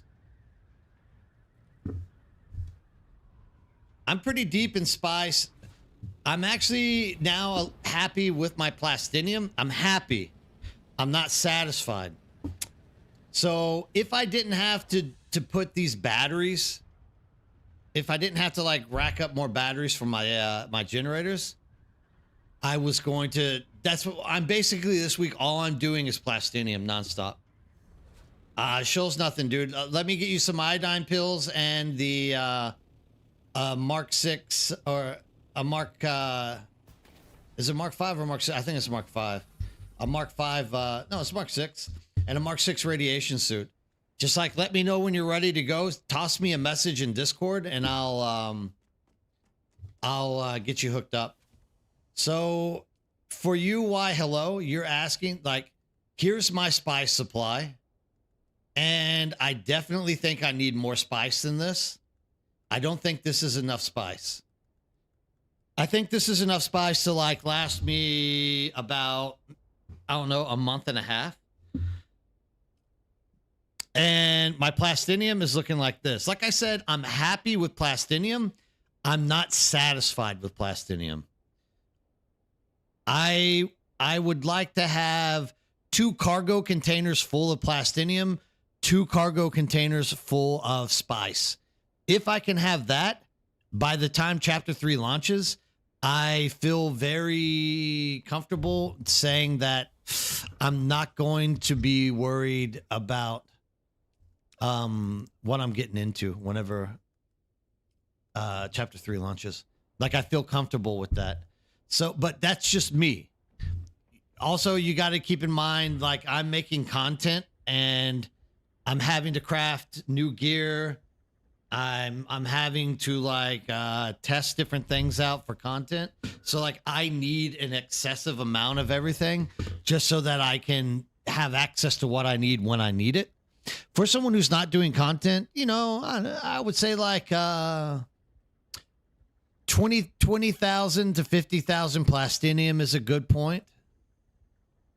And because that's only what, like stacks of 5. So that's only like 5 stacks of plastinium. Am I wrong with that? Yeah. So, I mean, that's only 5 stacks of plastinium. 2,500 is a good starting point. 20,000, you're going to be very comfortable. Spice, I would say you want to get around 20,000 spice. A 100,000 spice is a comfortable mark. That's a lot of spice. But if you are on a dead server like you're on, like 100,000 spice, you can, I average, and this is just not even doing spice fully, I average probably about 20,000 spice per week. Just like going out there and like hitting 2 or 3 large spice fields. So, I mean, you're getting 1,500 spice per centrifuge. So it adds up really, really quick if you play a little bit. So yeah, definitely probably 100,000 spice and you won't have to worry about spice for a long time to come in the future. I mean, when I look at all the big wells that are in the game that I talk to, typically they are sitting 100,000 plus spice. And that's going to be coming in handy because you then can play the market as well as do other things whenever you are like in the game in that manner of speaking. So you have spice to play with and try to figure out what to do with. Yeah, I've heard that, Goombomb. Well, I mean, that's in the notes, right? They're saying that they are increasing the time for the durability for rad suits in the shoal or radiation. So that's going to be cool. That's a good thing. Reduce how much radiation you get and help cure radiation faster. Yeah, I mean, that's kind of a misconception that a lot of people have about the iodine. I don't think it actually keeps radiation off you as much as it is down ticks it. So, I mean, it helps, but it's like you're saying, I believe it gives you more reverse ticks. to make the radiation fall off you faster. Is there a way to get rid of radiation if you are sheltered like a building or a vehicle in radiation zone, Origami? I don't believe so. What I can tell you is whenever you go out to get jasmium from the shoal, if you stay inside of your buggy, you get less radiation damage. But I believe that's because you're not jumping out into those like radiation pools where the jasmium's at. You're like just jumping up to the cutter array, cutting it, and then jumping back in. But like I can stay out there for like a firm 20, 25 minutes before I have to get out of there. You do, Giuliano. I'm not saying you don't. What I'm saying is you get less than if you are out walking around inside of the pools. I think the pools increase the amount of radiation you get. That's what I'm trying to get at. You just get less radiation because you are in the vehicle and not in the pools. You see what I'm saying? Because even when you start flying in, you still get radiation in your ornithopter. But like I said, with the buggy, you're still picking up rads. I can stay out there for like 20 minutes before I have to like turn around and do something else or like get out of there to like preserve myself. But like by then I've already like hit every single jasmium area out there. The pools give you lots of radiation. That I think I misspoke there, or I wasn't explaining it properly. Yeah, I mean, it's about those little pools that you're having to deal with. Those are the ones that are like literally like cancering you up, racking your health up really bad.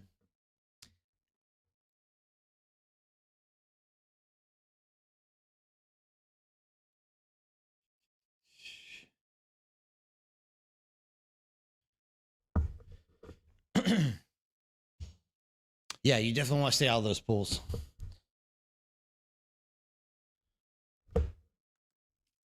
Let's see if that server's up yet. But yeah, so hello. What I am really aiming at doing this week is getting a lot of plastinium. And the amount of plastinium you have, it also depends on how much you play, dude. Like, I want stuff in excess. Like I said, I'm doing stuff in excess because I'm wanting to test things. I'm wanting to craft like multiple weapons. Because see, with this new chapter 3 coming out, which I mean the best one you can get. Oh, what do you mean? What's the lowest cutter array for getting jasmium? I believe, is it Mark 4 or is it Mark 5? I don't know. I can't remember. It's been so long since I've used anything that wasn't a Mark 6.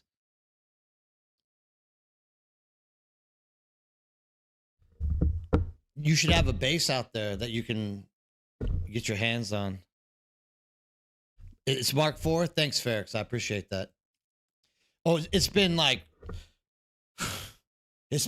3 or 4 months since I've used anything that wasn't a Mark 6 cutter array. And I mean, I literally go out there for jasmium like once a month. It just depends because I did delete my base and I had to rebuild everything from the beginning again. So I had to like pump out the dura aluminum. But yeah, I mean, at the end of the day, you can stay out there for like 20 minutes with a Mark 6 rad suit and like not getting out of the buggy before you have to like haul ass to get back to survive. Oh, true. See, that's why I'm telling Giuliano is when he's ready to just come by my base and I'll give him I will actually give him a Mark 6 rad suit. Because, I mean, that's not cheating too much. Technically, you could find a Mark 5 rad suit if you run the A row, right? But, yeah. Just get the Mark 6 if you need one. Well, because you have to have duraluminum to make the Mark V, right, Ferrix? Yeah, that's right, Culiano. Mark IV. Ferrix already threw it out there. So Mark IV isn't too hard to get your hands on. Yeah, Origami's got it. It's not too hard to get your hands on a Mark IV cutter array. Like, it's relatively simple to do so. Relatively simple.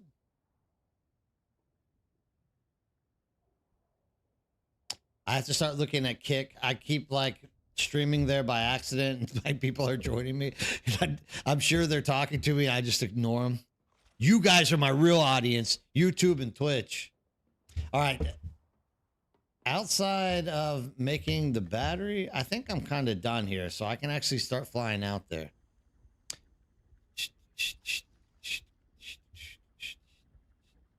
What am I low on here? Fuel cells. Oh, man, really? Okay. Let's just run and get some fuel cells real quick. And then we are going to head out. I'm going to pack away my buggy and go out there and start getting rich on plastinium.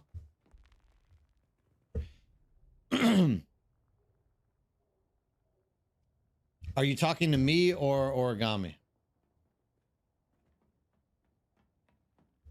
I think my buggy's already broken apart. If you're talking to me, here is Sentinel City. I'm right behind it. And the respawn point for the north is like right here. I really wanted to build up here, but I wasn't able to. Somebody blocked me. So yeah, it's just right there. It's right where I told you, Culiano, to build your base. Like right in here, you literally can like hit aluminum just going in circles and just like looping around like this. You can literally just get aluminum like endlessly just by running this loop. And usually by the time you fill up, go back to your base and then go up this way, go back to your base.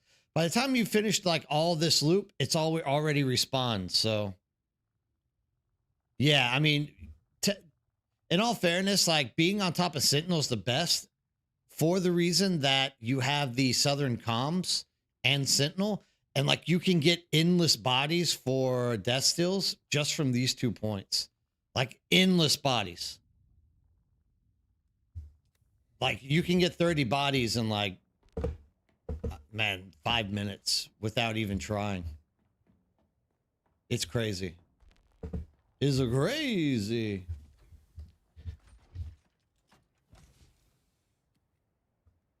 All right, I got to figure out where I put my buggy. Boom. There we go. There's the buggy.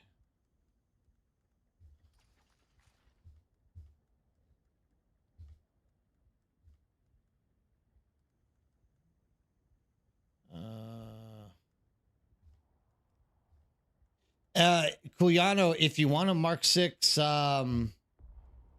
if you're looking for a, why did I put this in my bag? If you're looking for a Mark 6 cutter array, I also have one of those here that I can give you spare. It's a little bit used, but like it'll get the job done.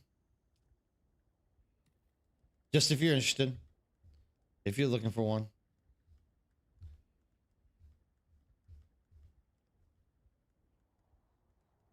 Boom, boom, boom, boom, boom. What am I missing? So there's one of the cutter arrays. There's another of the tread. What am I missing? Yeah, so here's the extra cutter array.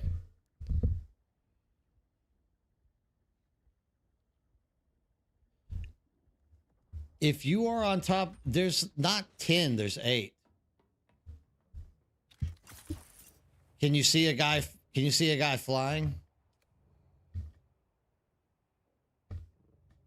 I mean, you'll know it's my base because it literally says nerd on top of it. Like, you'll know it's my base. Is this you right here? Let me make sure. Come here. All right, yeah, give me a second.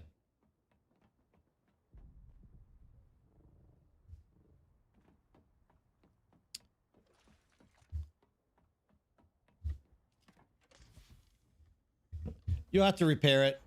But, I mean, I've been using that cutter array for a while, for a hot minute. So you shouldn't have any problems with it.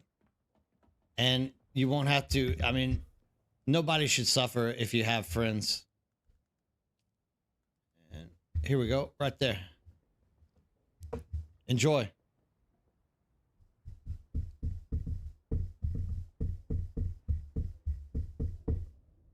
There's a quest for Mark 6 cutter array. Maybe save a few busted or used up ones. Yeah, maybe. I don't see why not. Like, I mean, but if I can help somebody out with an old cutter array, like, I'm going to give it to them. I would rather people on this server have less issues grinding up and getting in a good spot than having issues. Okay. Let's just drop all this garbage off. Batteries we keep. All right. So I have this engine, power, hull, buggy boot, cutter array, utility. Is that it? Am I missing something? I went all the way out there the other day and I was missing something.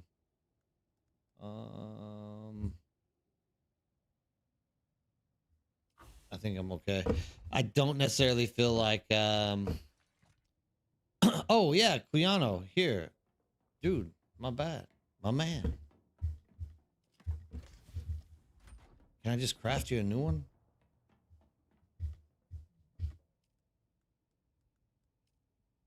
What am I missing? Oh yeah, I can just craft you a new one. Give me a second. We got you, man. We got yous. And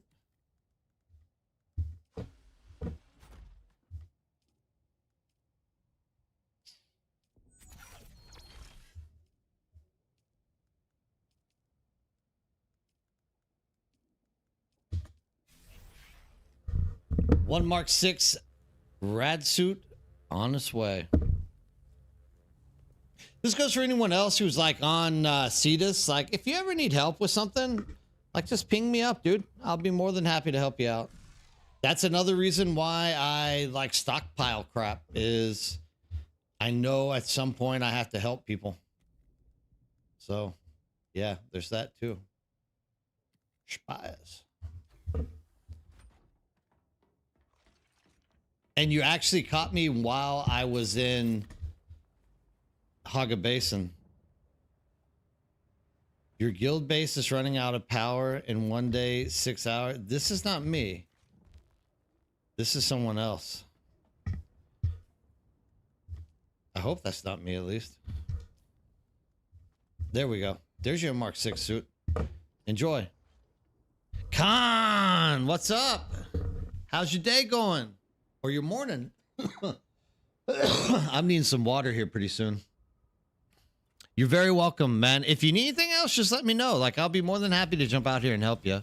Like, if I'm in the Haga Basin, that's when you want to hook me up with these type of things. If I'm out in the deep desert, I'm usually trying to just stay out there as long as I possibly can.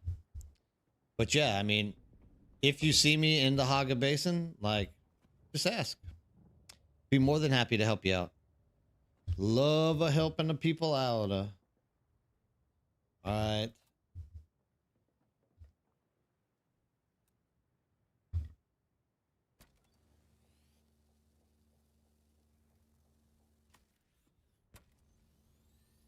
Get the old sand crawler put up.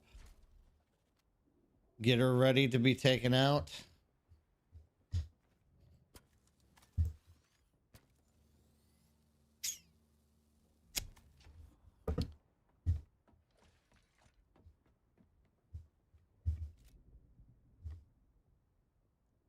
I'm already filled up. Good thing I stopped to check that.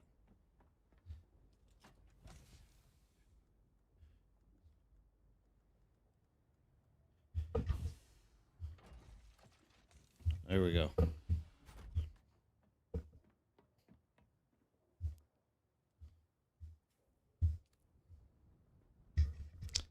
Picks her up. So, Khan, what's up? What's new? What's the story, my man?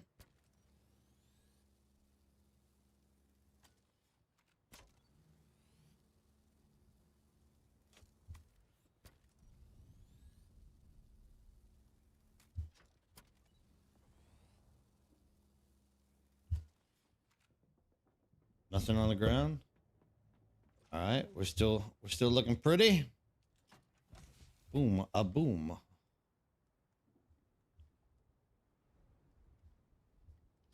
That's it. We're gonna put this in the carry-on ornithopter as well.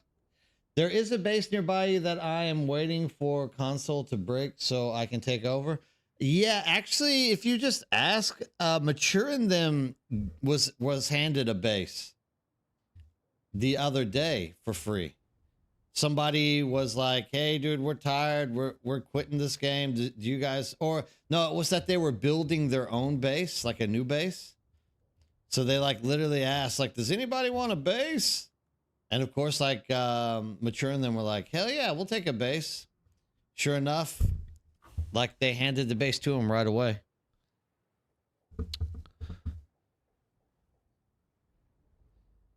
Yeah, the scanners are kind of dumb. The scanners are like surveyors. Like I think they had like a very unique design in mind whenever they created the scanners, and then the scanner just went absolutely freaking nowhere because the scanner is absolutely stinking garbage, man.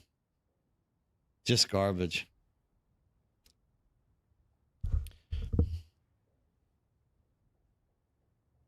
Ah, okay. Yeah, that message just popped up. You're doing the right thing. You're being a good friend to maintain your friend's base.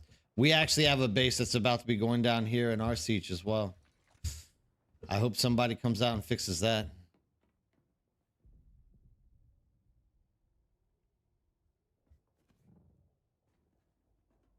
They would be useful if you can turn them to what you want, what you're looking for. Wait, what are we talking about? I'm lost. I'm getting tired, so I'm getting lost. Where are we at? Where? They moved the flower sand further away since start. Wonder why they did that. I mean, I know they tried to get rid of some flower sand that was like safe from the worm, but they left one. I'm not sure about anything else necessarily, though. Like, it kind of feels like the flower stands in the exact same spot to me. Ah, okay, I get you, Ferrex. I get you. Yeah, that makes sense.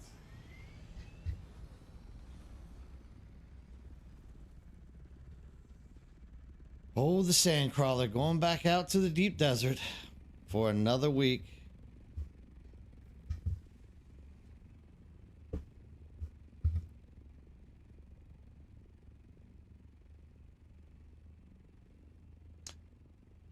What I wish they would put in is a search.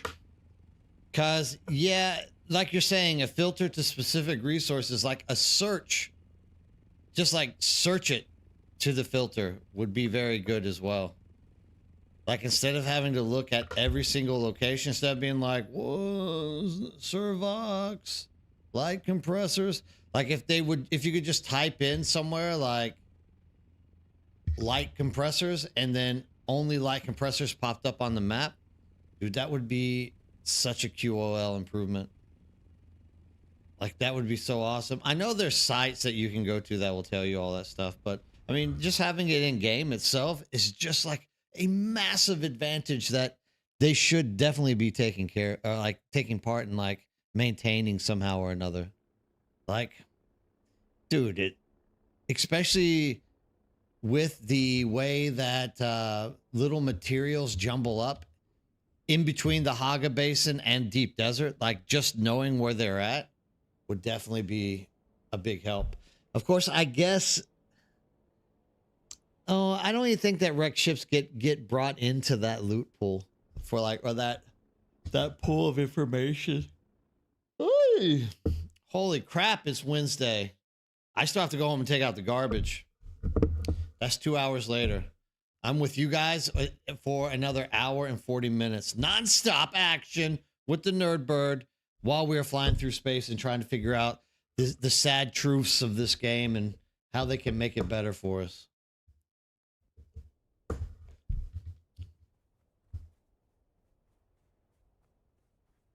Ripper, what's up? Awesome. I'm glad you were able to catch it as well. How are you doing today? How was work? Hopefully not too difficult. Did you work hard or did you hardly work? Which one, Ripper? Let us in. Let us know. I am glad that you stopped in, though. That's awesome to see you. Why am I so blurry? Let's tune down some. I kind of feel like I'm too bright, like my face is actually glowing. This is crazy bright. I need to fix that. I actually need to become like better at camera work. My camera work is horrible. Horrible, I say. Non-normal amount of chaos for the brewery. I mean, not everyone gets to work at a brewery, my friend. Breweries are pretty goddamn cool. We have some cool breweries in Suwon, actually, in the place where I live. The brewery is called, what's the name of it? There's actually been quite a few as time has passed. But like microbreweries are becoming a really big thing here in Korea at the moment. Like lots of breweries popping up here and there.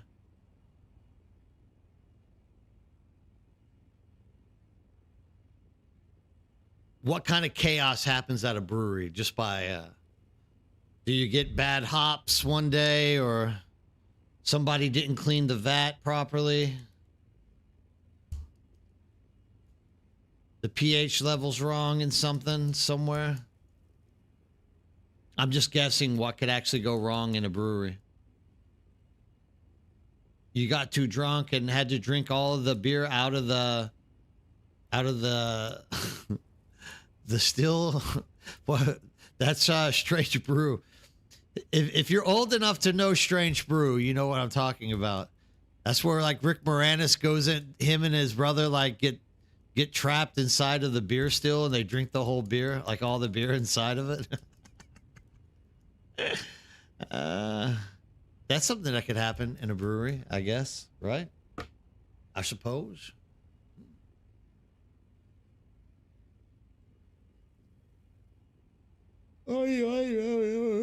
Morning, Nick. What's up? I'm sitting here yawning, and everyone's saying good morning. How are you doing today? You were trying to tell me a story about spice harvesting, and my phone kept cutting out. Oh, okay. I think you told me this the other day. Did you have another experience with harvesting with the medium?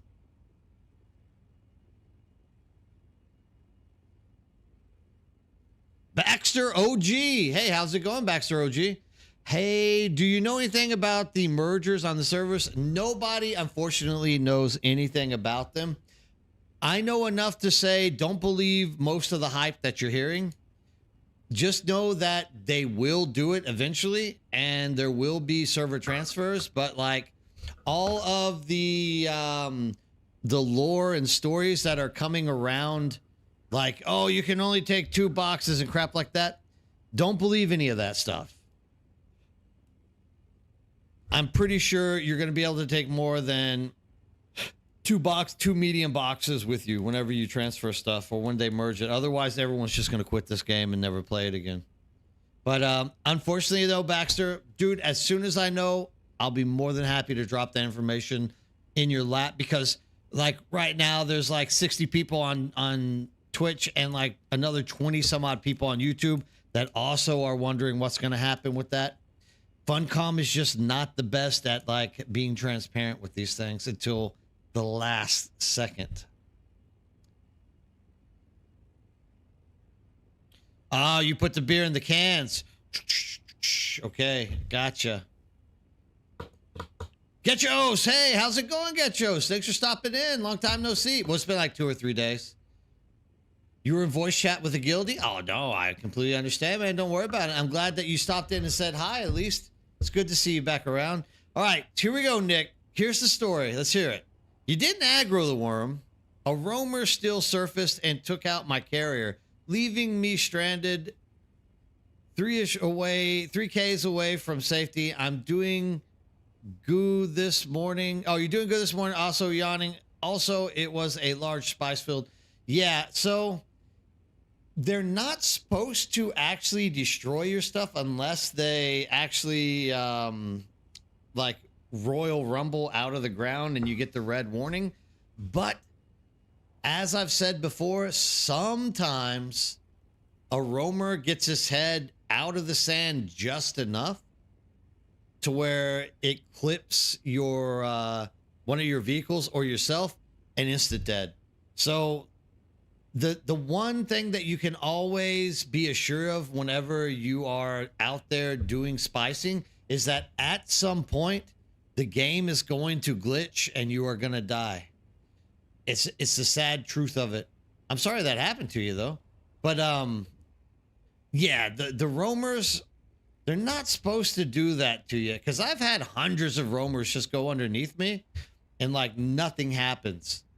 And then I've also had one roamer that literally stuck its head just out of the sand at the right time, and it literally got it. That's right.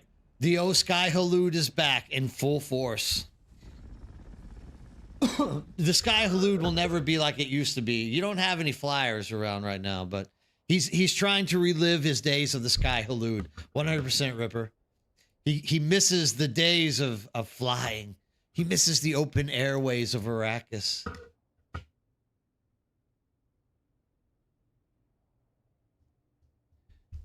No, this is the worm that doesn't breach. Sky Halud is the one that jumps at you.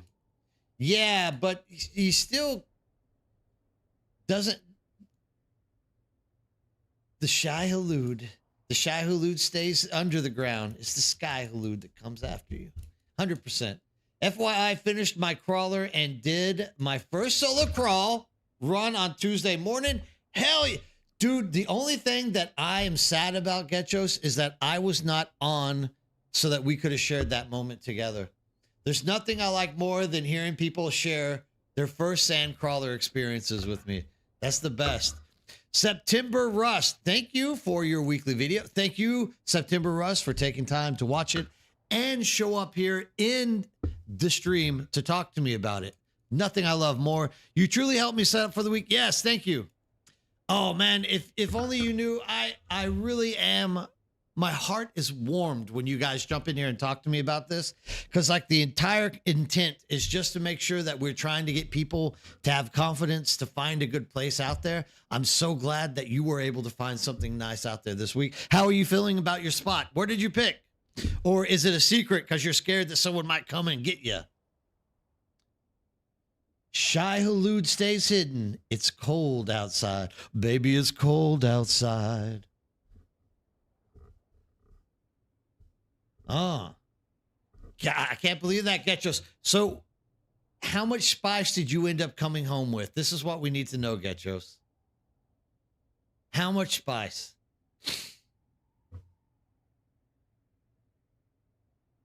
You went out, you built your base, so you were like, what's the worst that can happen?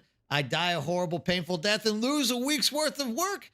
But it's not going to happen, dude. You are going to be absolutely set. Driver, hey, what's up? Yeah, dude, I start on Wednesdays. The midweek stream. That's right.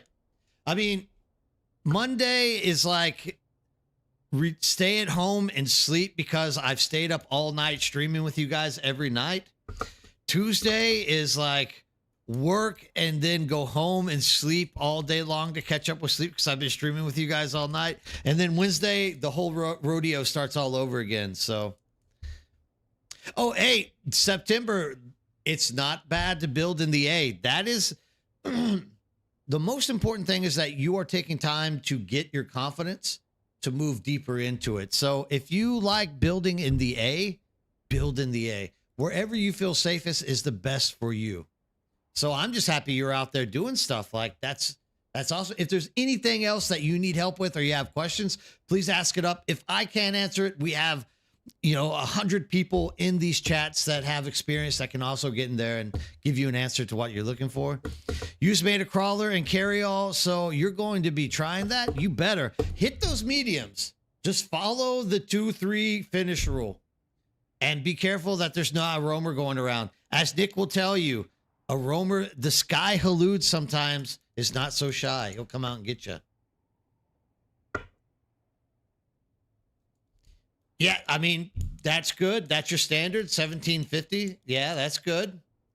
I mean, look, once you run like one medium, you're still a little bit nervous, but you realize that it's just doable.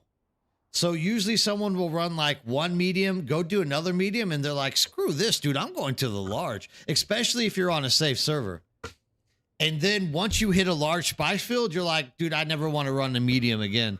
Because it's like EVE Online where you could sit on the spod rock back in the day for like an hour without having to move. Just perfect. You're going to be dying a midweek Rusty as well because you threw together an E6 DD base for the wife and on the main character. Got to get rich. Yeah, you got to get rich. Dude, you're building for you and your old lady, so that's pretty crazy, dude. You're doing the right stuff. You're doing the work of the Shy Halud driver. Oh, I died to the worm earlier this week. Yeah, September, don't worry about that. I died to the worm just the other day, getting stuck in my sandcrawler. Oh, actually, I didn't die, but he ate my stuff. When's the last time I died? I guess I died about 3 weeks ago, two or 3 weeks ago on stream. So at least you didn't have like 100 people watching you as the Sky Halud comes and kills you. You have that going for you. I hear him outside, by the way. What do you want, Sky Halud? Man, Dozer builds such great bases. I love this guy.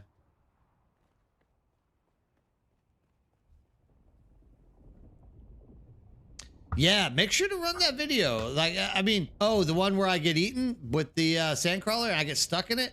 Yeah, that one kind of sucked. That one kind of sucks. It doesn't happen to everyone, and it might actually be because I'm playing on an NA server living in Asia. So I don't know, because a lot of people say they never have that happen to them. It happens to me quite often. I just usually don't get that stuck in the sandcrawler. You got spies from all 3 fields this week? Oh, so you've tested all the fields. You know which ones are the best. The worm just wouldn't go away. The other 2 were okay. Yeah, so Maiden, sometimes there's like a janky field. I think like a week and a half ago, I was streaming it. Like, no matter how long you sit there and wait, he doesn't want to go away. So when you get on those fields, like that is the time you want to like call people out to reset the bastards, because otherwise you will literally be sitting there like every 2 minutes picking up because that roamer is just coming back to you. It's really strange. I get them on mediums as well, actually. Sometimes I'll find like a random medium that has like a strange worm pathing, and the worm will like never go away, dude. No matter what you do, he only just stays and like glitches around you the entire time. So sometimes in that case, you want to reset it because I think that field is kind of glitched.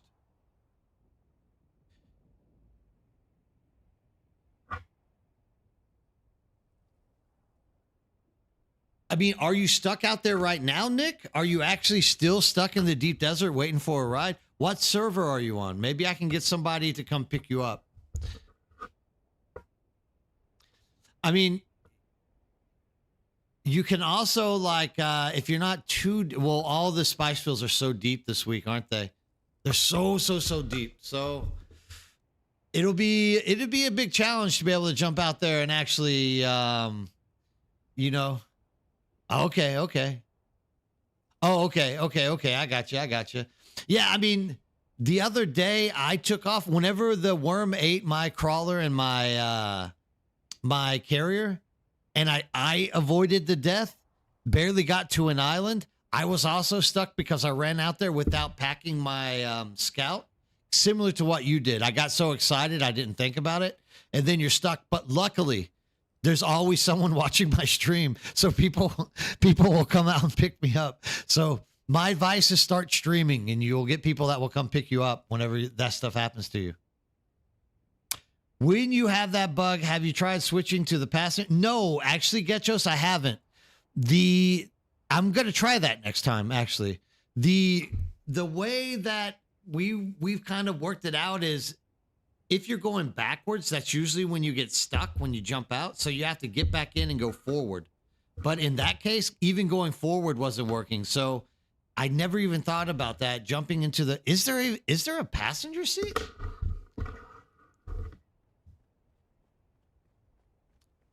I don't, is there a passenger seat in Sandcrawler? Actually, I don't know. Never in my life have I ever tried to put somebody else in there. You think your server is dead? You should see Hestia. Oh, okay. Okay, so there is. Dude, I learned something new today from you guys. I've never even considered putting someone in the passenger seat of a crawler. Like, for the life of me, I never even thought that there was one. That's crazy. Look at this, dude. This is the best. This is the best place to be in the world. Like, yeah, people, you're learning new stuff, spreading the information to everyone. It's awesome. Yeah. I never knew that. Not until this moment did I know there was actually a passenger seat on a sandcrawler. That's absolutely crazy. Thank you for joining. You will not be disappointed. When there are guildies on, I crawl as I have all the buffs for it. Okay, yeah. And while flying, I sit in the other seat so not to use. Okay, yeah. When I do that, I always just crash to the ground.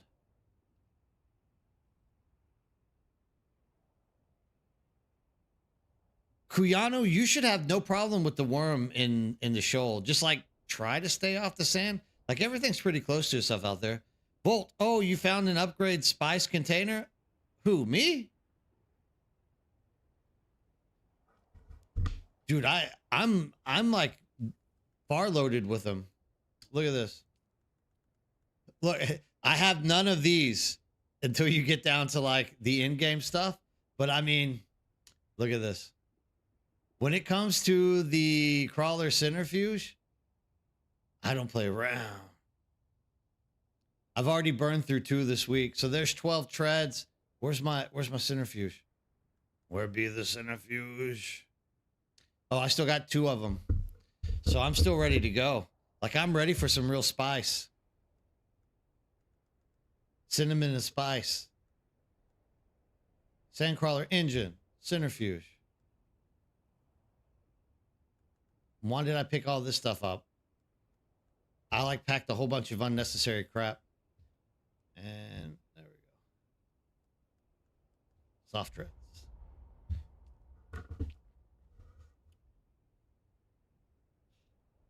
I mean, do you guys win the Landsrad? That's where I get mine, is from the Landsrad.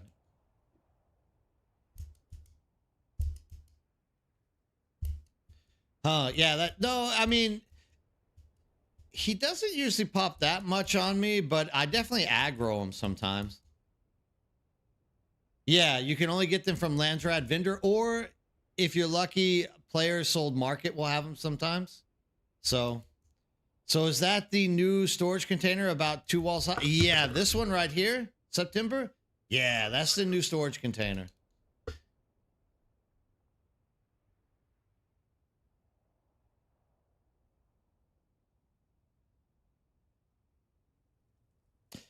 Nick, I have no idea. Like I said, I didn't even know. That's something to test. That is something to test for sure. Because like I said, I didn't even know there was a passenger seat in a sandcrawler until you guys just told me about it. I'm still shocked about that, in all fairness. Let's get this bad boy set up. Time for you to be set up, crawler. If I can find a place to set it up. There we go.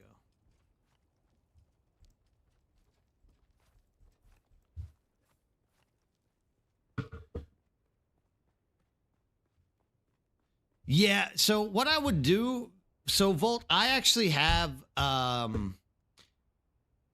few friends that just PvP, and when those things come up, I get them to buy like multiples for me under the pretext that I'll like buy them a ancient way in the future.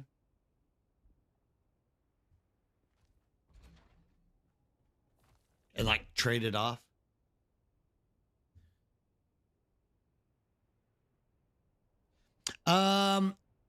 So September 4, the storage of that thing, it's 2x3.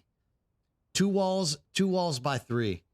And you can drop it down into like a pre-made storage container. So like I've made 2 of them on top of my base with the Penta shield on it.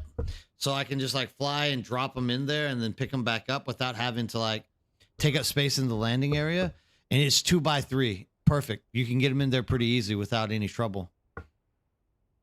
You have a guy on your server that wants to learn how to solo spice. I was going to teach him the method. If I could have him chill in the things you worked kind of. Oh, like I didn't think about that, Nick. That's like on-site training. Like, yeah, that would work. You could literally just have him sit there and you can explain how you are doing everything to him while he's like in the buggy itself. That's actually a really good idea. I've never even thought about that. That's really smart, Nick. Yeah, I think it's a fair trade because I already have 2. One that is in the bank. When I say in the bank, that I've already like learned. And I have one that I've created. So I won't need an ancient way for a long time in the future unless I just die to a worm. But like I would never bring it out to where a worm will take it away from me either. So there is that as well. But yeah, I think it's a pretty fair trade. Dude, like those centrifuges burn out so quickly, man. They're ridiculous. Like, it's the one thing that I hope Funcom finds a way to fix for us at some point. Because it's just excessive how much those centrifuges burn out. Yeah, 2x3, and then put a Penta shield. So what I do is 2x2 on the side. The back wall will be 3, and then I put a door, a tall door. You know, the 2 high door, and then 2 walls to each side of it, and Penta shield on top. You can walk in and mess with it, or you can do. I mean, you literally can access it from every single medium storage box, so it doesn't really matter. But Vladimir, how's it going? Thanks for stopping in on Wednesday, dude. It's a Wednesday. It's like a Wednesday morning or Tuesday evening for a lot of you guys. So I'm happy to see so many people popping in saying hello. Like, this is awesome. I was a little bit nervous about coming and streaming tonight, thinking probably no one's going to be on. Everyone's going to be away. But dude, I'm so glad I did it now. Like everyone is actually here. It's cool. A lot of time for sharing. A lot of time to talking. How's your week been, Vladimir? Anything interesting going on?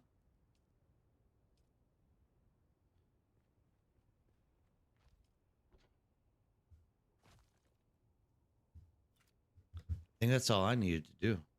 Man, I brought a lot of extra crap out here that I don't ever use. Oh, I need to toss those to somebody, but what was this? There's a Mark III cutter array.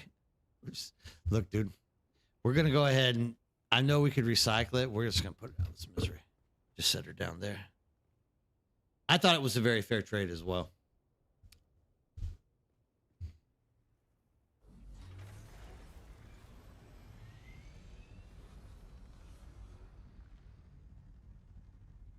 Okay. You packed up your Haga base to dismantle your 2 big cargo containers. New ones, they fell to the ground when my base disappeared. Ouch. But you could still use your welding torch to pick them up. No, Nick, dude, I'm glad that I was able to help you. Like, it's awesome that... I'm glad that you come in here and you share your stories. And like I said, what you have shared in terms of like having the person sit in the passenger seat while you're teaching them to do it, like that's actually like 300 IQ. That's, you literally can see what it looks like as you're treading around it. That's a great idea. Like, dude, if you don't come in here and share that kind of information, those type of ideas never come to fruition. Like, that's a really goddamn good idea, man. I really appreciate it. I'm actually going to spread that knowledge and try to get people to do it from now on, especially here on CEDIS or stuff in the future. Like, it's definitely a good idea to do that. But regardless, thank you for coming and like stepping in and talking. Dude, I love talking to people. I don't get to talk to people enough. So when I do have a chance to talk, nothing makes me happier. Jesus, Nick. Thank you. You didn't have to go there, Nick, but thank you. I appreciate it. That's very kind of you. I'm gonna give you that right there deserves some major hearts. But I mean, if you need any help with anything else, also just remember to step in at any time. Love freaking talking. And also, if you are kind of tied up and don't know what to do, there's always somebody in this community who has a lot of experience and time. And dude, everyone's always willing to help out. But thank you. I appreciate it.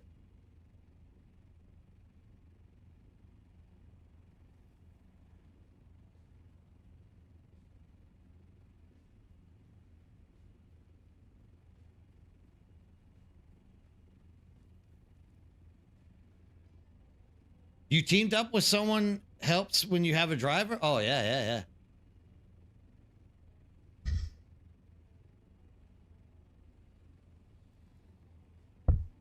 The question is done. It increases aggro. Oh, yeah, please do. Hey, seriously, Nick, if you're seeing more aggro with that, please stop in and say something, like report that back.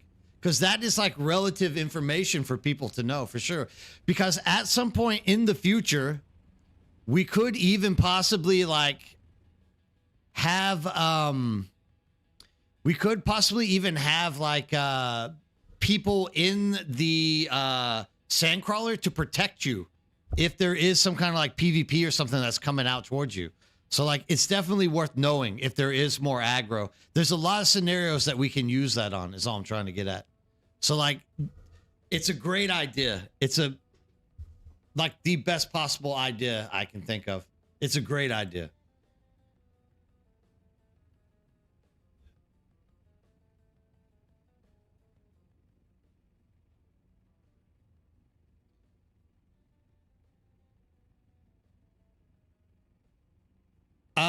Yeah, I mean, if it fits over the tax bracket, you're always going to have to pay taxes on it. Wait. You backed it up. You haven't reset it up, right, Vladimir? It's in the base backup tool.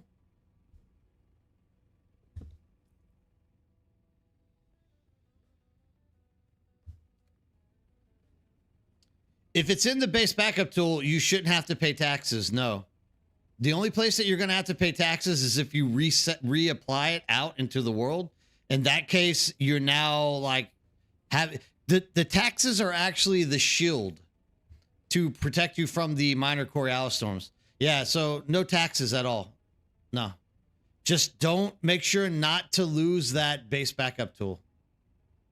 It would not be a good thing if you lost your base backup tool.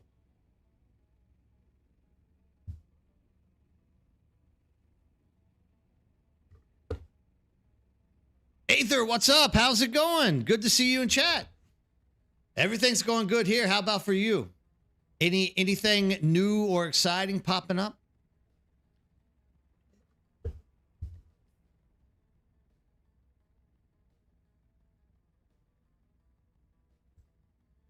That's where I want to go, right over there. And start flying.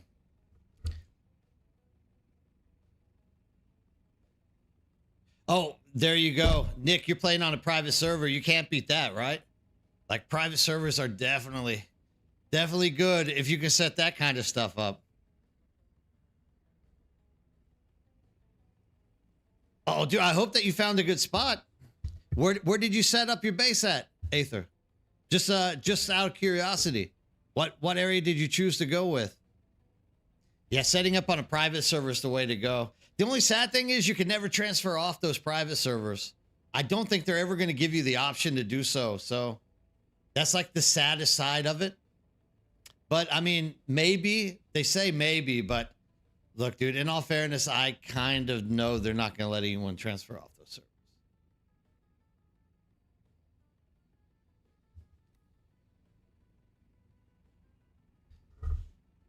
Yeah, I'll be interested, Aether, to know where you decided to set up.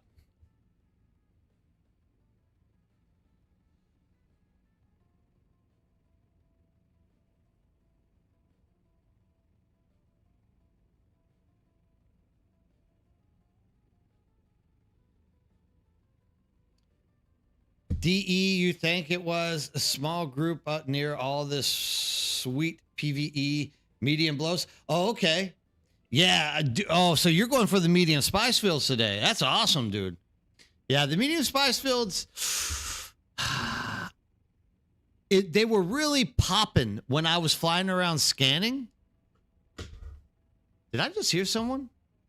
They were really popping when I was flying around earlier out in that area, but it does on occasion just like go dry. And we've also kind of determined that there's like a quick despawn rate on those medium spice fields as well. So hopefully that isn't what you are starting to encounter. Hopefully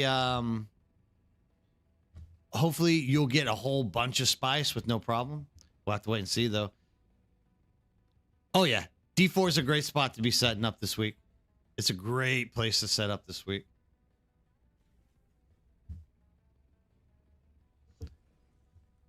You did the right thing setting up in D4.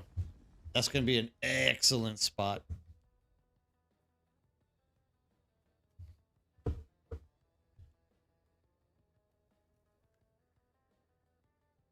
Oh my God. Do you know what I did? Oh, I hate my life. I do this all the time. I start talking to people and forget what I should have brought out with me, which were batteries. Jesus. This is like at least once a week I do this. It's all right, dude. It just gives me more times to chat with you guys as we go back and get batteries. Actually, I can set this up in the base now.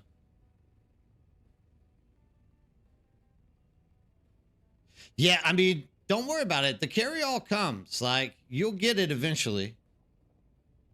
At this point, you know, just do what you can with what you can.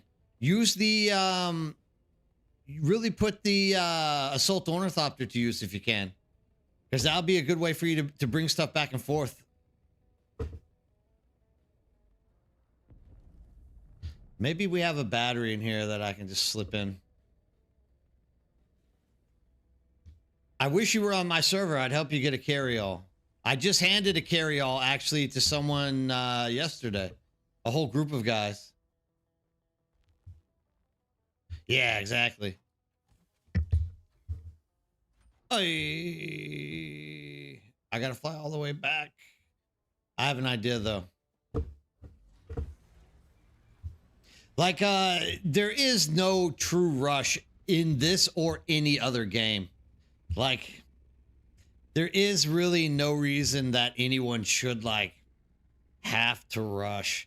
People do for whatever reason, but that's under their own volition. Like, if you're rushing, it's because you feel there's something that you need to achieve in the end game.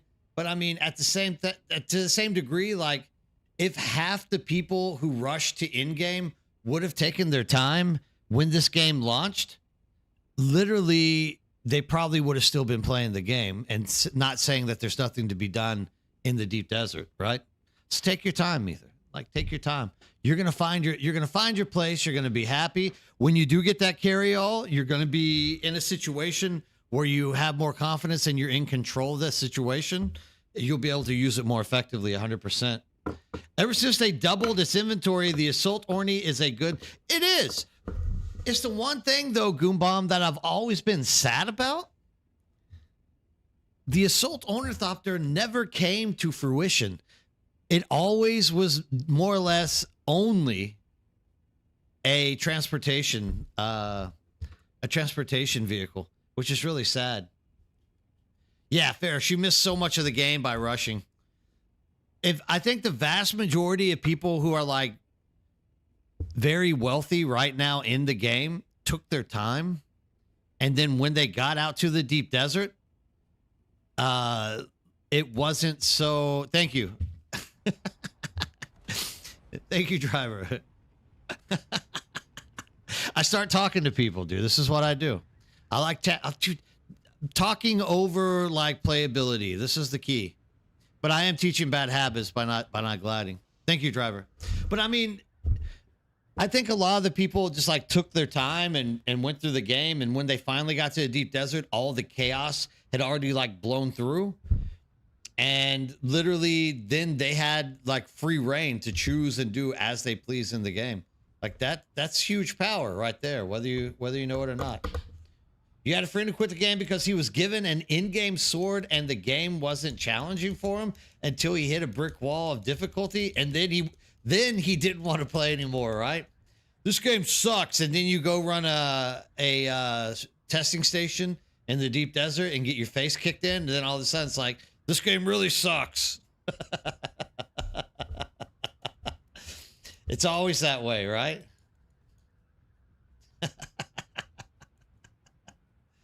People crack me up.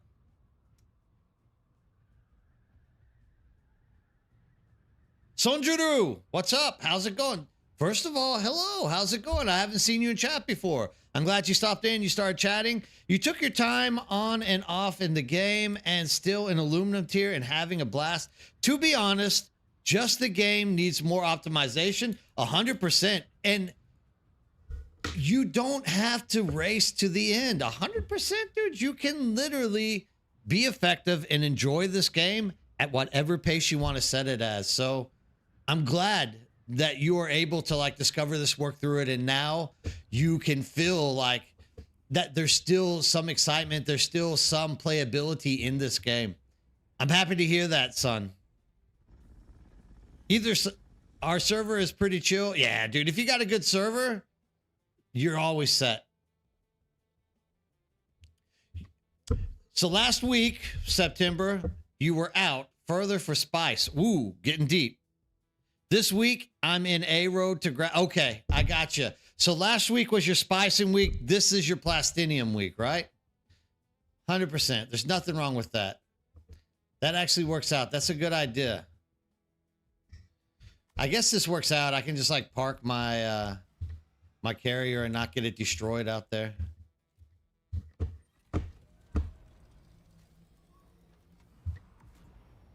I'm gonna glide this time, driver. I promise. This time I'm gonna glide.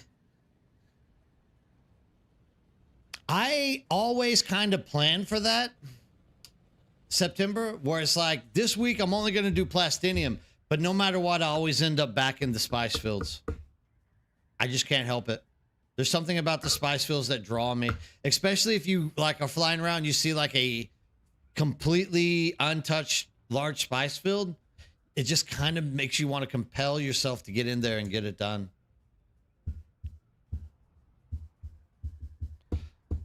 So where can you really focus on the plastinium and stay relatively safe?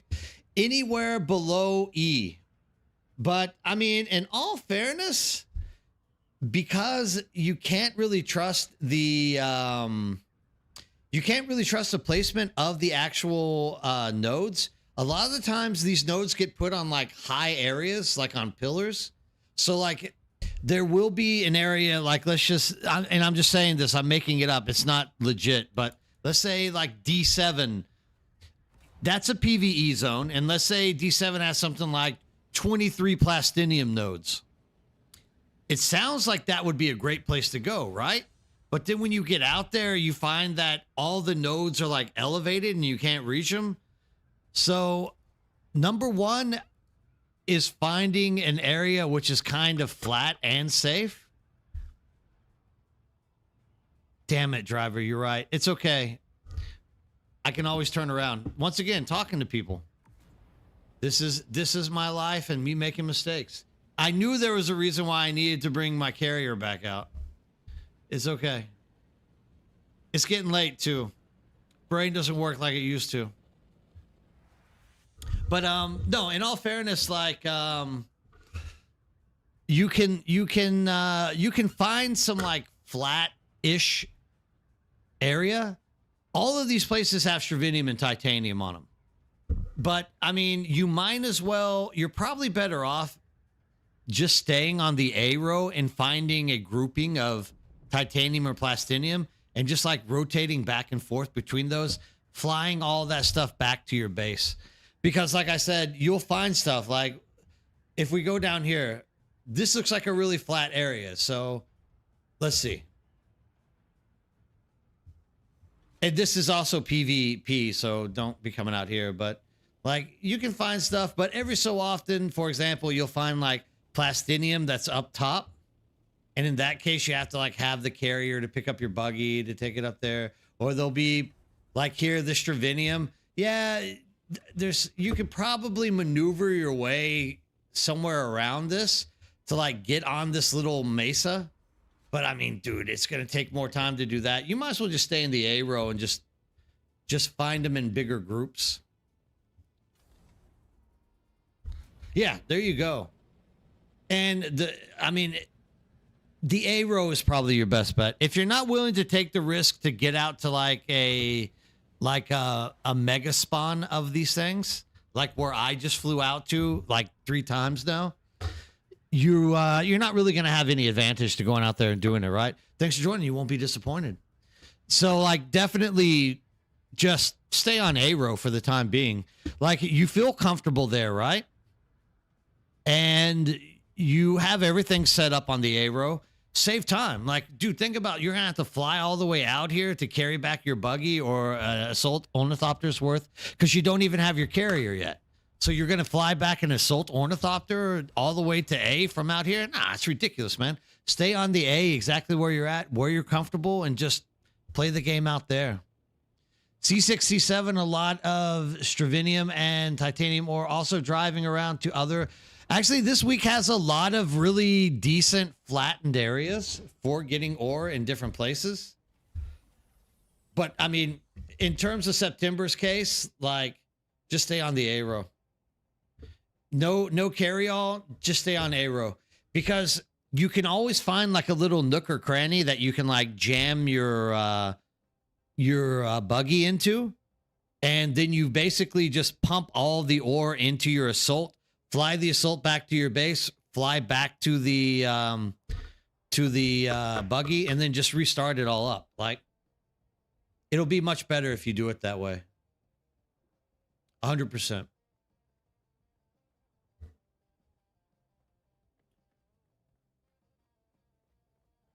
It isn't the way with 90% of new gamers. They want instant. Yeah. I mean, that's always my call, Origami. Like, modern contemporary gaming is always based around this I want it now BS. Like, it's not bad. I mean, if it's the way you want to play, then it's the way you want to play. But, you know, literally you jump into a game and you have like options to like speed through crap. Some people call that pay to win. Pay to win for me is just whatever, dude. Who really cares? It's a matter of the fact that those people can legit like make it through the game easy without any problem and then be able to beat you. But I mean, that's usually the case is they get out there, they like get super strong. Nobody can compete with them. They get bored. They move to the next game. But these are also a lot of the people who are like, yeah, this game sucks. There's no challenge. Because they literally paid their way to the end. That's a big issue right now with a lot of gaming. Oh, 100% Getchos. So I limit myself into planetologists, and because of that, that's why I run the Benny skills. Like I just have enough to like do the basics. I don't have any gunning skills at all. Like, the fact that I actually have a gun on my belt is just a waste of space.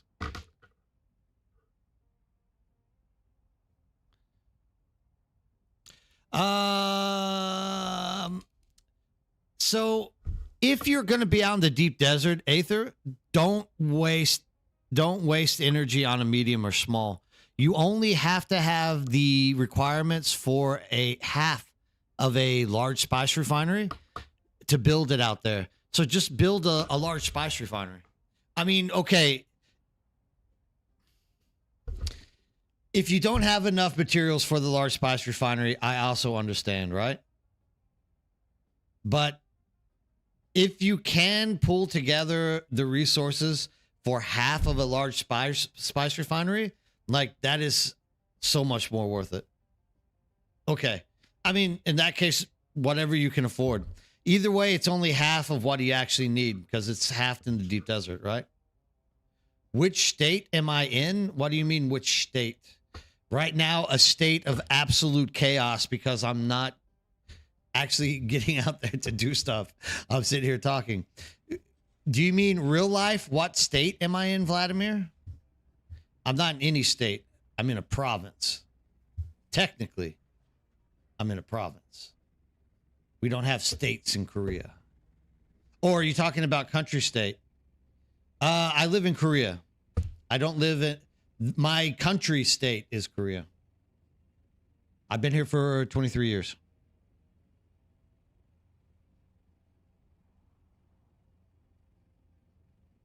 The capstone? Oh, for this one? Spice Surveyor? I thought this just helped you when you were surveying spice to make it pop up on the map. So I thought this was just like, yeah, I'm originally from the U.S., Vladimir. I just live here. Oh, yeah, very cold. Very, very cold right now. Like, actually today kind of warmed up a bit, but it's been -12 for a while, for a hot minute. It was very cold. Crap, look at that. Just as I get going out again, I got a freaking desert storm. Where's my storm in Norman out here? Yeah, I'm originally from the U.S., Vladimir. Where?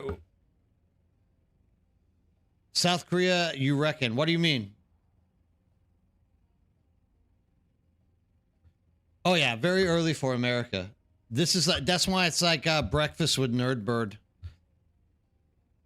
Like, my evening is in a breakfast time. It's the only time I get to see you guys. Getchos, all that I knew that thing did was when you scan, it tells you the possible sites for medium spice fields. But I could be wrong. I've never actually put anything into that, so I don't know. We should try it. Ooh, Goom Bomb. Ooh, early. Yeah, Aether's in the East Coast with you as well. Oh, yeah. Dude, I'm glad it's the perfect time. Sometimes I get lucky and I can catch you guys right at the right time. Nothing better than that.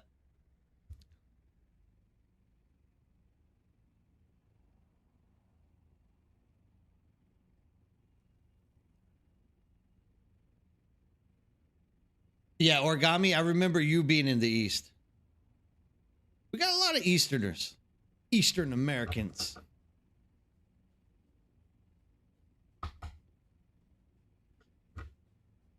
Have I never been killed by PvPers while farming spice? No, I haven't. But you have to understand... Chiqui Perro. Is it Chiqui Perro? Chiqui Perro. So Chiqui Perro, you have to understand, like, when this game launched, I joined with 31 other hardcore PvP orientated individuals, and we more or less controlled the entire deep desert. So I'm not a PvPer myself to say, like, I will do it. I'm not great at it. But we more or less were, there was quite a few people in our group that were very naughty, bad guys that many people didn't like. Once they cut the deep desert in half, they all went away. And more or less, nobody ever messed with me until about 2 months ago, when all the PvEers that stayed on the server got a little bit bored. So they started actually coming out and trying to fight people. So every so often I would get people that would come out and like attack me, but they would never kill me. Like, it's very hard to die in the deep desert right now.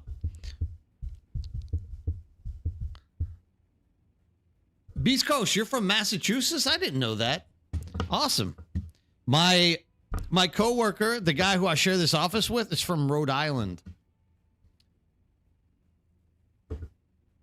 So I know all about you Bostonites. Yeah, I've been very lucky. Very, very lucky. Trent, good morning. What's up? How's it going? Good to see you in. Yeah, I've been extremely, extremely lucky with this server. And I mean, that's kind of what my advocacy has been like gunning for lately, is like, if you are on a safe server, like, take advantage of it to its mass right now before it gets very bad, because it's never going to be this easy again, especially when servers start going mass holes. Yeah, that's one word for people from Massachusetts. They're not all bad. They're not all mass holes. Right, Beast? Right?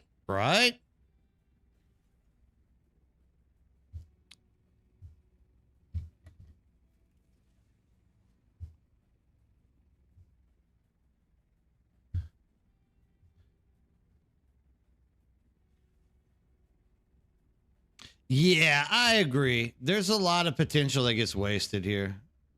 And all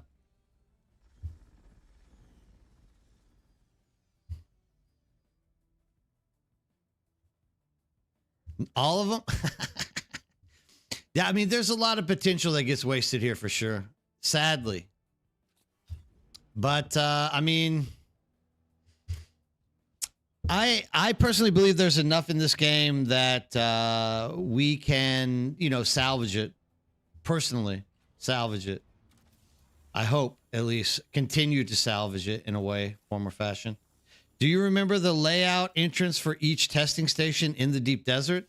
More or less, yeah.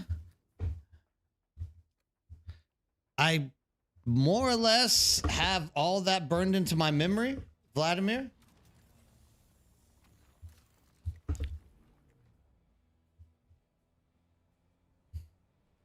At G4, there are 2 chests on each side, and in between there is quicksand, and I've only once been able to get one on the right side because of the left so far down the sinkhole. Okay, yeah, be careful around quicksand, for sure.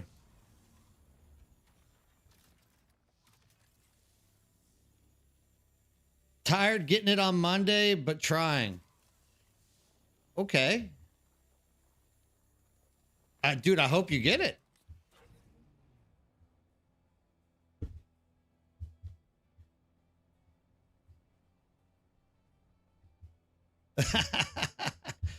Florida train drivers, huh? Having trouble? I haven't heard anything about it.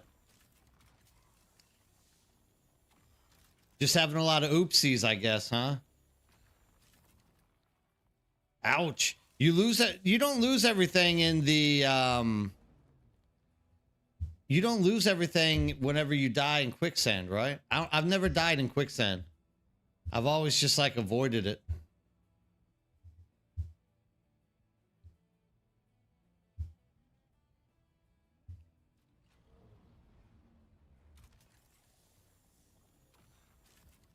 Yeah, as soon as you get a Thopter, the game is a whole new thing. It's taken to a whole new level. You definitely want Ornithopter as quickly as possible. I mean, that's your gateway to everything. Literally everything.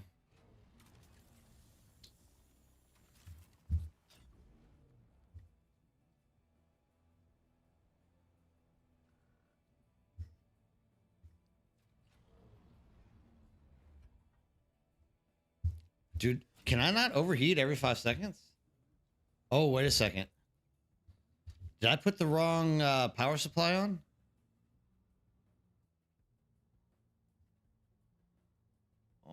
I should have the Mark 6 on here. I see what I did wrong. I picked up the wrong thing. Yeah, but it's not quite the same, Origami. The buggy and the bike are great, but there's no comparing the buggy and the bike to the ornithopter. Like, once you get an ornithopter, you're like rolling in it. I agree. There is like, it is great when you get the sand bike because, you know, you're no longer running.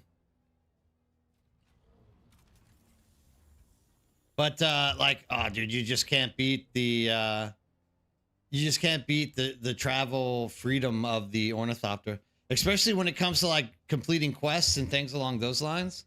Like, dude, you gotta have the ornithopter.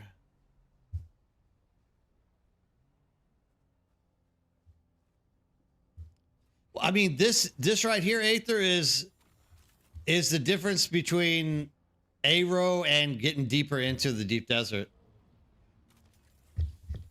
Thanks, Vlad. Without you guys, I would die, or I would just like slow ride everywhere in this game.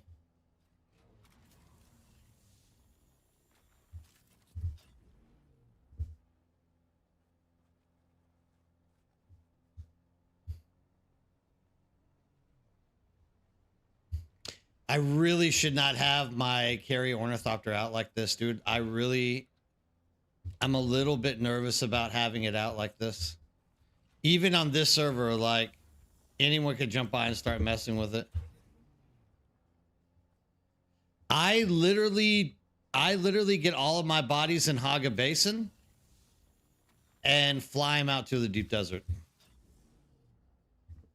Like, there's no way in God's earth I would ever, thank you, Bear Balls. There's no way I would ever, like, try to get bodies out of testing stations out here. Like, dude, that would take forever. I just literally, I fill up a box in Haga Basin and fly it out. Yeah, so much easier. But even then, it's work. Don't get me wrong, Aether. Like, you're still like literally, you are still like literally having to go back once or twice a day to fill up another box.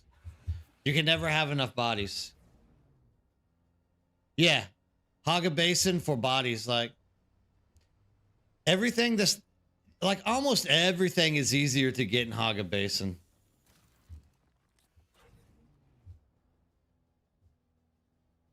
Crossing from South Haga. Oh yeah, we're on that. Yeah. Yeah, 100%. Like, look, I whenever you go from running to a bike, it does feel good. But you have to admit, once you go to a Orny, like, you're just set. Like, there's no better feeling than that. Like, you're there. You're where you need to be once you get to the Orny.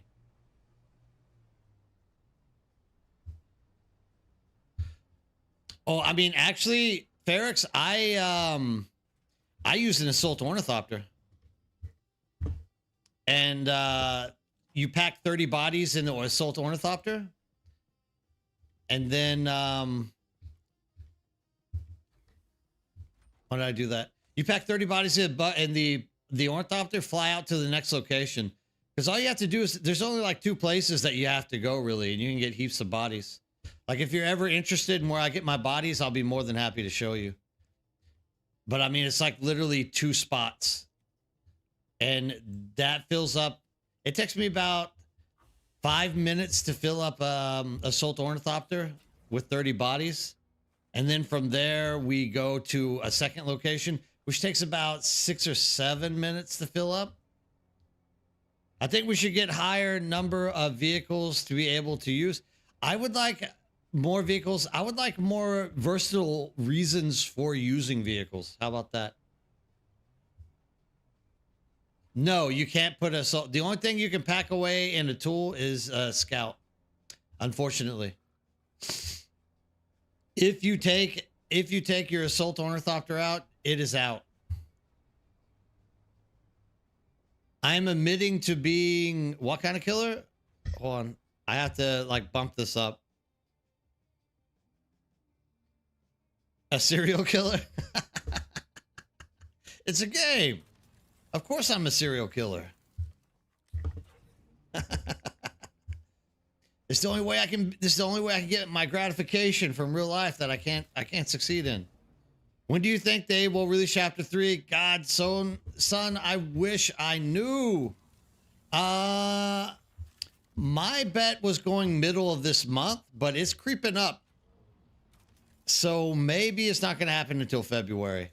But I was guessing somewhere around like 15th to 20th of January. What's the date today? The new Jack the Ripper, baby.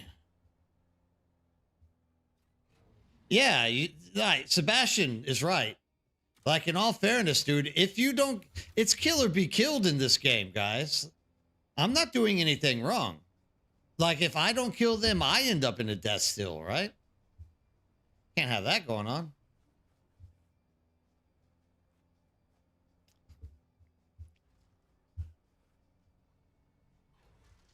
I mean, technically, you can put a launcher on a buggy and fly it on a carrier.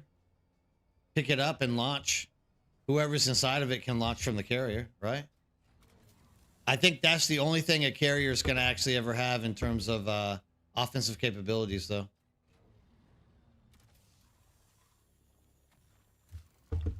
Oh, man. The Korean Jack the Ripper? Who's coming right for you? Oh. I think this has something to do with NPCs. I get lost. I get lost in all these chats, and then you guys post stuff, and I don't know what's going on. I'm confused. I'm old, and I'm confused.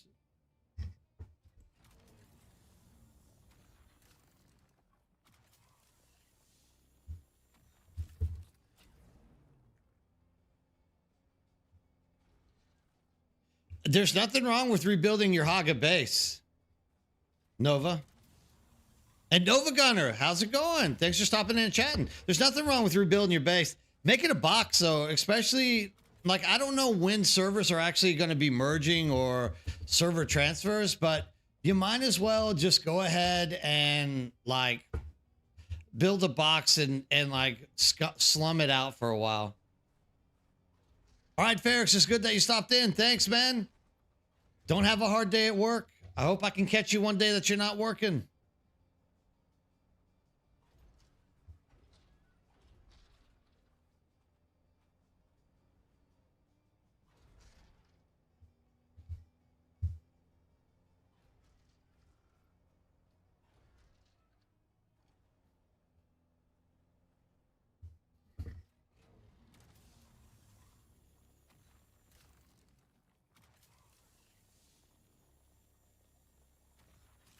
It would be cool. I agree.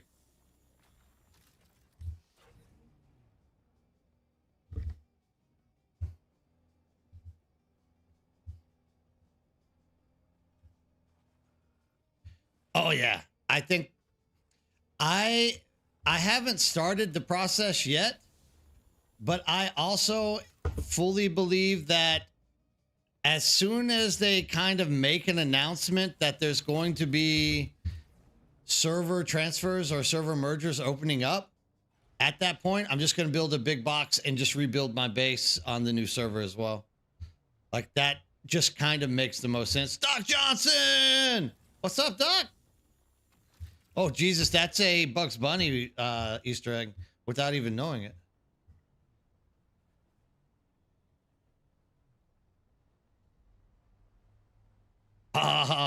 September, no problem. Like, seriously, make sure to come back in the chat sometimes, too. Love chatting with you, dude.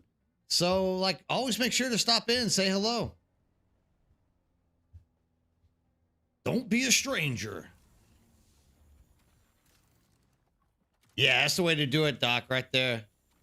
That's exactly, I mean, that's all you really need is a big box with a lot of storage in it. Heck yeah. Thank you for joining. You won't be disappointed. Stranger danger? Huh? Vladimir, what are we talking about? Where?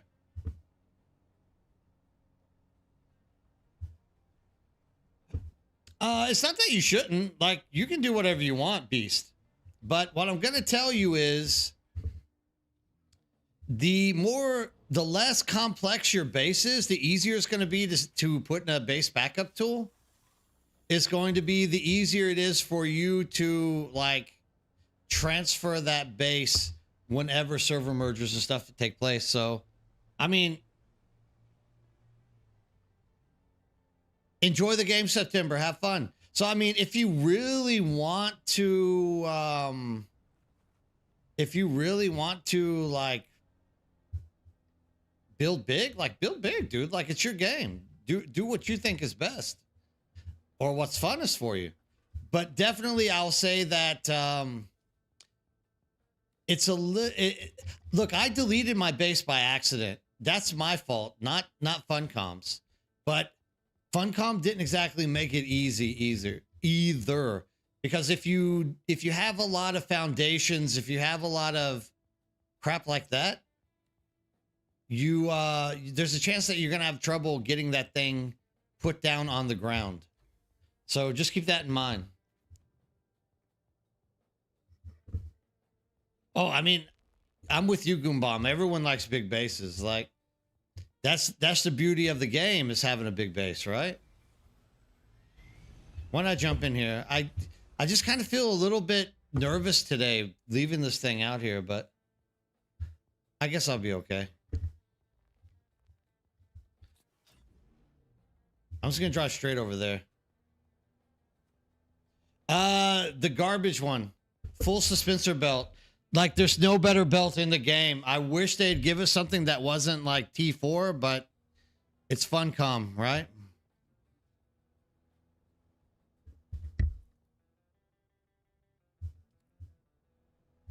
So yeah, that's it, Sebastian. Like, that is your option. I mean, you can use any suspensor belt that you want, but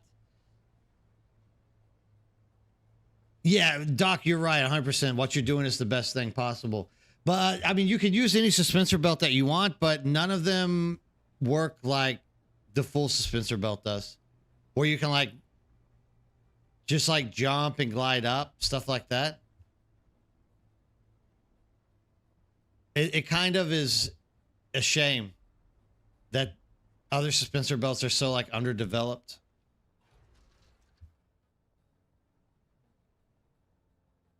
Yeah, they are cheap, Goombomb, but also they become a pain in the ass because you don't want to go back and get those resources for the lower level stuff. Like, ah, oh, dude, really? I have to go get aluminum? Like, I have to grind out aluminum? I have to go back to the stupid testing station?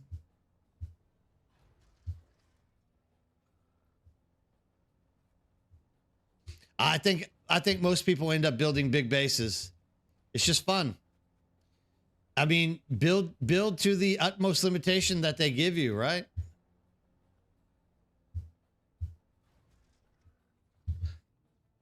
If you can build it, they will come.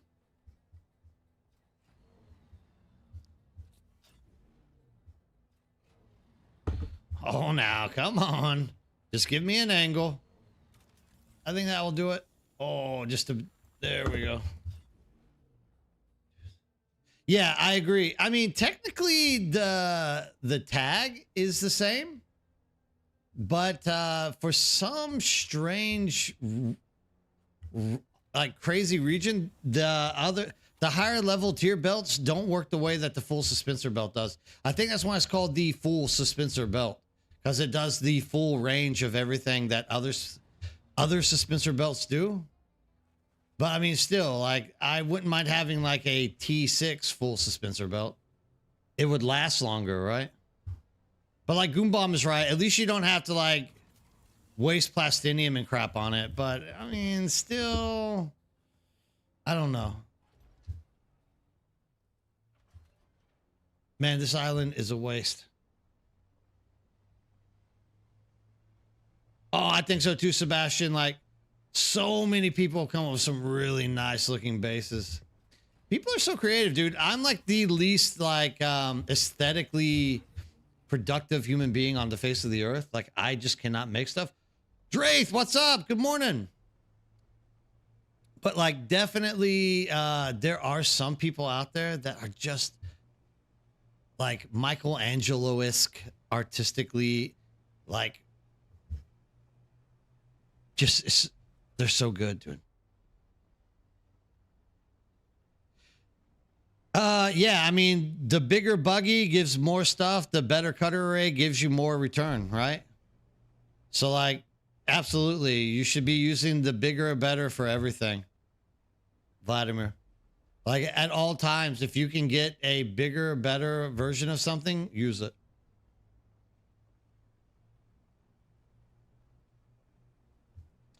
The Dune buggy run is running out of titanium. I keep saying tritanium. I think because in Eve, there was some game I've played before that you mine tritanium, but I keep getting people on my videos going, "It's freaking titanium, not tritanium, you retard." It's like, whoa, whoa, whoa, come on. I think you know what I'm talking about. Don't get mad at me. But yeah, so I'm trying to hit a personal mark on the plastinium. So all I need now is a lot of titanium. I said it again. Because I want the worm to eat it, all right?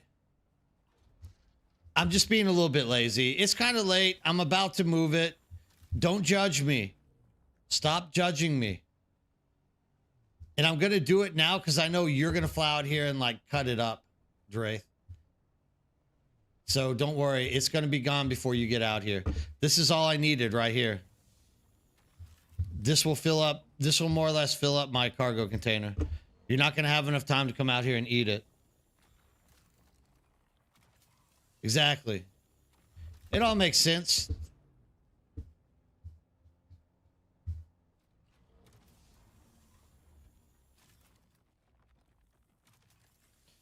Oh, yeah?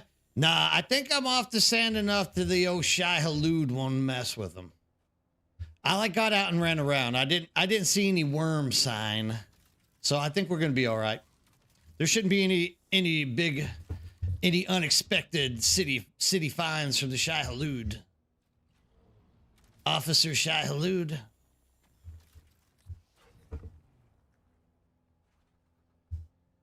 Which is funny because like right now would be the opportune time as I'm like overlooking it. Just have the Shai Halud come out of nowhere and just eat it. The real all right, the real. I love this one. When you're in the buggy, you can use F1 and F2 to switch back and forth. So F1 puts you in the driver's seat. F2 puts you in the cutter array. That's like a pro gamer trick. Like I'm always amazed. There's still people that haven't learned about that. F1, F2, F1, F2. I'm glad that you were in the stream tonight and asked that question. Somebody did it the other night as well. They're like, how the hell are you doing that? It's like, yeah, dude, there was a time where I didn't even know about that. And so the second somebody, you're absolutely welcome. The second that somebody like let me in on that secret, I was like, holy crap, I've been doing it wrong all this time. Yeah, Drath is right. Like there's other keys as well that will put you in passenger seats.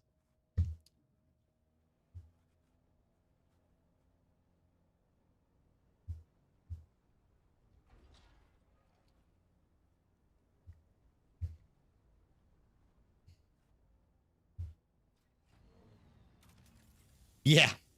You don't really use the passenger seat. Well, actually, Origami uses his passenger seat to preserve his wings. You didn't know that, Culiano? Awesome. 2 people learned something new today. That's the whole point of this channel, man. Spreading the news, getting people some new info, teaching them how to play this game a lot better. Like F1, F2 is legitimately one of the biggest baller, like insider moves that you can learn how to do in this game.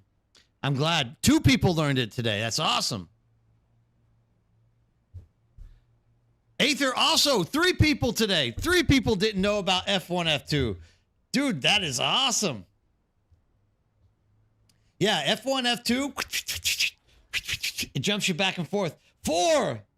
Mayutsu.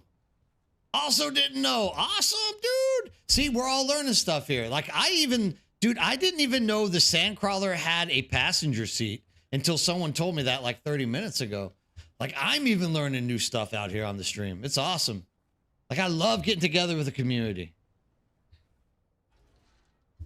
Oh, like, the second you learn F1, F2, your game becomes so much better, dude. That's like one of the best quality of life hotkeys that this game has ever implemented. It's nuts how great it is.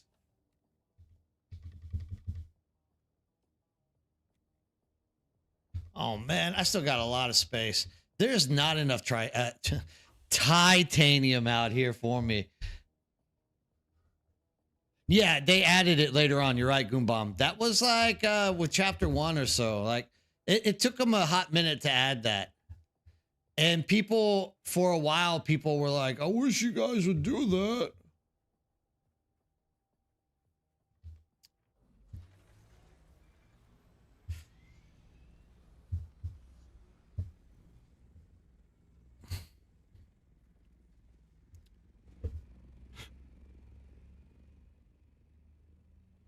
Oh yeah, I think drivers throwing that out there for everyone. If you don't know, whenever you are flying something, like right now, I'm having to fly this carrier ornithopter back in slow mode. You can see I'm doing it no hands, mom. Look, you hit the right shift key, it's auto fly. That's also auto run as well. If you didn't know that.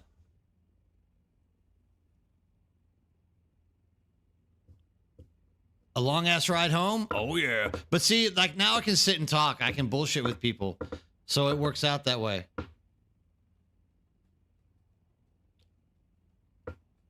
Well, I mean, if the pop on your server, Blood Draven, is that low, you should be out here where I'm farming it. Like you can get so much so quickly. It's crazy.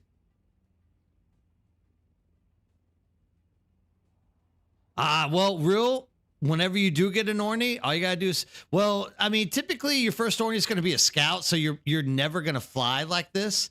This is like a strict carrier, like mechanic. Like obviously you can fly a normal one like this, but like most of the time you're just gonna be gliding in a scout, right?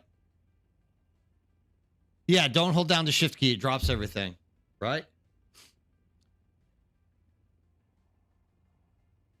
Like Ron Jeremy, you drop a load. Ooh, God, that was a really bad joke.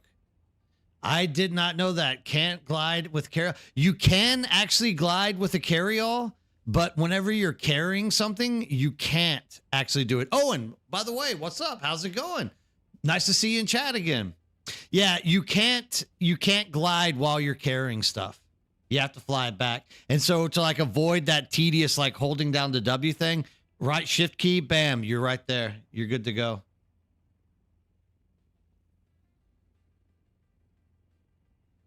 You'll get it soon enough, man. Don't worry about it. That scout comes by really quick. Thank you. You won't regret joining the channel. Yeah, once you get that scout rolling in, dude, you'll love it. It works out really, really nice. Just the amount of space you cover in a scout is like next to none, dude. Like, oh, you can actually complete quests. Oh, you can actually go back and forth to Arakeen and Haga Village. Oh, just like it's such a stress reliever once you get the scout Orny. Ooh, 10,000 Plastistone. You can do it though, Goombomb. 10,000 doesn't actually take that long to get. It comes a lot faster than you realize because when you're crafting the Plastistone, it's multiplying itself, right? You're not just building like one, you're building like multiple of them. Oh yeah, don't worry about it. It's going to come to you really fast. Ouch. Yeah, Cuyano, I'm sorry to hear you have to go back to the anvil. Not only deep desert, but also anvil. You can pay your taxes without that poor taxi? Maybe. What do you mean? What do you mean, Fish Owl? And Fish Owl, how's it going? Fishua. Good old Fishua. I haven't seen you in chat in a while. It's good to see you back. What taxes are we talking about? One quick trick when boosting, if you elevate with the space key or dive with the control key, you get a slight speed increase. Okay, I got you, Drath. Yeah, that makes sense.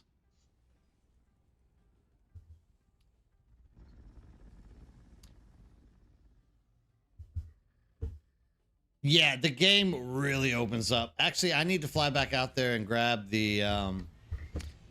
I probably am not... Because it's already 9:41. I'll be heading to the bed here pretty soon. So here's the carrier whenever you're not carrying a load. You can boost. You can boost just like... or you can glide just like everything else. Aether.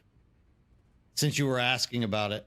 The problem is it's heavier, so your down arc, you have to aim lower than what you do with the scout in order to maintain speed.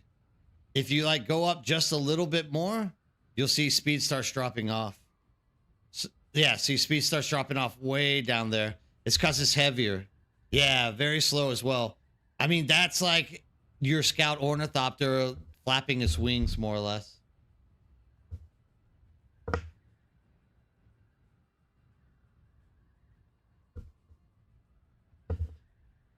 How far away do I got to fly? But now it's the Mark IV buggy cut array. I get the... Okay. Glide ratio is... DD is vast. It is vast. See, look. I push it up a little bit. You start gliding. But that's also why you have one of these boosters. Like, make sure that if you ever come into the deep desert with your carrier, you always have a thruster on your carrier. Never come out here without a thruster. I'm just saying, like right now, you will not be happy if you come out here without one. Not for necessarily what I'm doing, but for getting away from PvP. Because like Lord Draft says, it is a vast, dude, it's huge. And plenty of fuel, that's right. Thank you. I mean, Bob does the job. He just did the job right there by telling us exactly a very factual point. Because remember, the carrier doesn't just take one large battery. It takes like 3 1/10 of a battery. Yeah. Oh, I mean, because you can have the carry capacity and the boost, the thruster on the assault, that's what makes it so great. Like you can carry so much back with it. And you can like thrust your way through. The assault has turned into a really good ship. They need to change it to like mini carrier or something like that.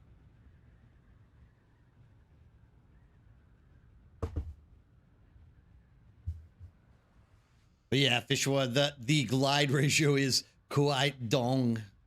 It's very bad.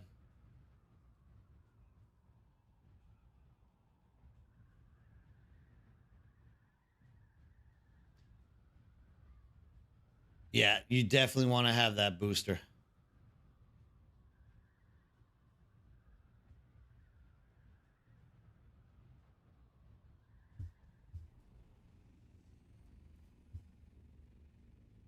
Okay.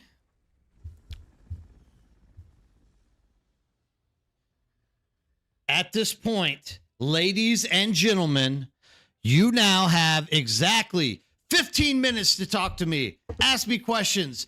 Do anything that you want to know in the game or any questions that you have for me. I am more than happy to talk to you and answer them, but you only have 15 minutes to do so, as I am going to sleep in 15 minutes. I'm going to drive home, leave my office, and just barrel my way back down to my beautiful house, to my beautiful family, and do this stuff up. Anybody have anything to talk about? Anyone have anything they want to say? What's your normal streaming timetable? Getchos, Wednesday through Sunday. Wednesday, Thursday, I go from my time on from 6 p.m. my time, 4 to 6 p.m. my time. So that was 5 hours ago until 10 o'clock at night. That's Wednesday. That's Thursday. I should have my schedule set up. I'll double check the schedule in Twitch and reset it up so that the times work. Friday night is the late night. I can go from 6 to probably like as soon as reset starts happening, all the way until like 2, 3, 4 a.m. It just depends on how many people are on and how mentally awake I can keep myself during that time. Saturday is usually a early morning for me. So that's like in a nighttime. It is night. No. It is in a afternoon EU nighttime. Sunday is once again just a daytime around 4 to 6 until 10 o'clock at night. Yeah, Fishua, were you the one who picked up the F1, F2? Yeah, that's awesome. We had more people learn it tonight, dude. That's even cooler. Dude, not at all. Thank you for stopping into the stream. That was the most important thing. Whether or not I taught you something, you're here talking to me. You don't understand how happy that makes me. Like, the one thing that the reason I did YouTube for so long and never got into streaming is I hate to sit and talk to myself. But like, there's so many people to talk to now. So I love being in streams, dude. Like, this is my second most favorite thing to do besides sleep. 15 before you got to your school bus, huh?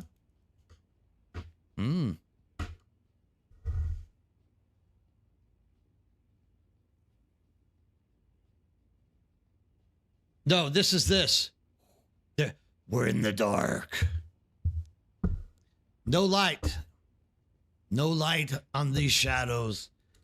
There is kind of a window. There's like the Jungan Dosogwan over here. The Central University Library is the view that I have outside my window. Oh, awesome. Driver, awesome. Yeah. I mean, talking to yourself when no one is there. So a few months ago, Mature was talking to me like, yeah, dude, you should get into streaming. And I was like, yeah, okay, I can do it. But like sitting there and talking to myself absolutely, literally drove me insane. So I like tried it twice and I was like, look, dude, I would rather just not stream than, and just make YouTube videos, because then I'm at least like, I am talking to myself, but it's meant for people who are watching the shows, right? But I mean, now it's a different thing. Like, I have so many of you guys on here to talk with me and like teach me new stuff and like inform me of stuff, help other people out. Like, dude, this is the best that you could ever ask for. Like, I don't even need a huge audience. I'm happy with what we have now. But I mean, with more people joining, more people are starting to talk now. It's even better, dude. I love getting different points of view. Thank you for joining. You won't be disappointed. I love getting new points of view. I love being able to like spread my message and what I think the game should or should not be. I love hearing what other people have to say about the game as well, right? Oh, Aether, you found me on Twitch and then followed me on YouTube. Awesome. That you might be the first one who's found me on Twitch and went to YouTube. Everyone else I know finds me on YouTube because of my weekly videos.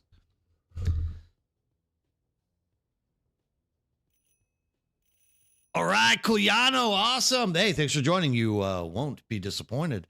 Yeah, dude, coming back with that Jasmine, I know you're having trouble with the worm earlier, so I'm glad to hear that you're back and everything's taken care of. What's on the other side of my monitor? Is it a wall or an open space? Behind my monitor, it's a wall. That's why the camera is like where it is. And this light is like giga bright. It's like... Look, so the office goes from, I have a big office. The office goes from there to over here.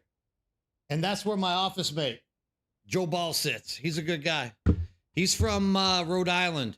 He has a really thick Rhode Island accent. It's amazing. That's like the only time I've ever heard another American that I could never believe is from the United States. Such a thick accent Rhode Islanders have. It's crazy like that. So that's the office. You were wondering. So it's just a wall behind the monitor. Nothing special back there. Yeah, you definitely want to get a you definitely like for anyone out there who is like trying to start streaming, that's what I would say to you is like find a way to find a way to get people to follow you on YouTube and try to migrate them over to Twitch. And I mean, even for that matter, I still have like 31 people watching me on YouTube all the time, right? So I still have almost as many people on YouTube watching as I do on Twitch, which is perfectly fine. Like I want there to be a comfortable place for everybody to follow me wherever they want to and like be able to sit around and talk with me. But yeah, I mean, if you're trying to get into it, like just doing straight Twitch, it seems like it's really difficult to find people to like discover you unless you're like in a very rare game or you have somebody that's helping you out. That's also the reason why like I like bomb people like Mature or I raid Mature, Driver, other people that are in the community like are not that he needs me, like not that all these guys need my help, but like I'm always asking like who here knows somebody who wants to be raided that I can raid? Because like if I can introduce an audience to somebody and if they are like, you know, fun, if they are talkative, if they are entertaining, then the people that I introduce to that channel will naturally want to come back and see them, right? Like that's the most important thing. It's like, do you have the energy to be really, really entertaining for people to talk to? And I'm willing to give anybody an opportunity out there, right? Like the more that we have out streaming, making content on Dune Awakening, the bigger the audience we can reach, the more people that will be coming back and playing. That's really what I'd like to see for this game. You think you stopped for drops originally? Now it's nice to have like oh yeah, awesome, Raymore. You just came in by the drops. I'm glad that I was able to convince you to stay and do stuff, man. That's awesome. I'm glad to hear that. You could try aiming the light directly at the wall in front of you. Let's see what happens there.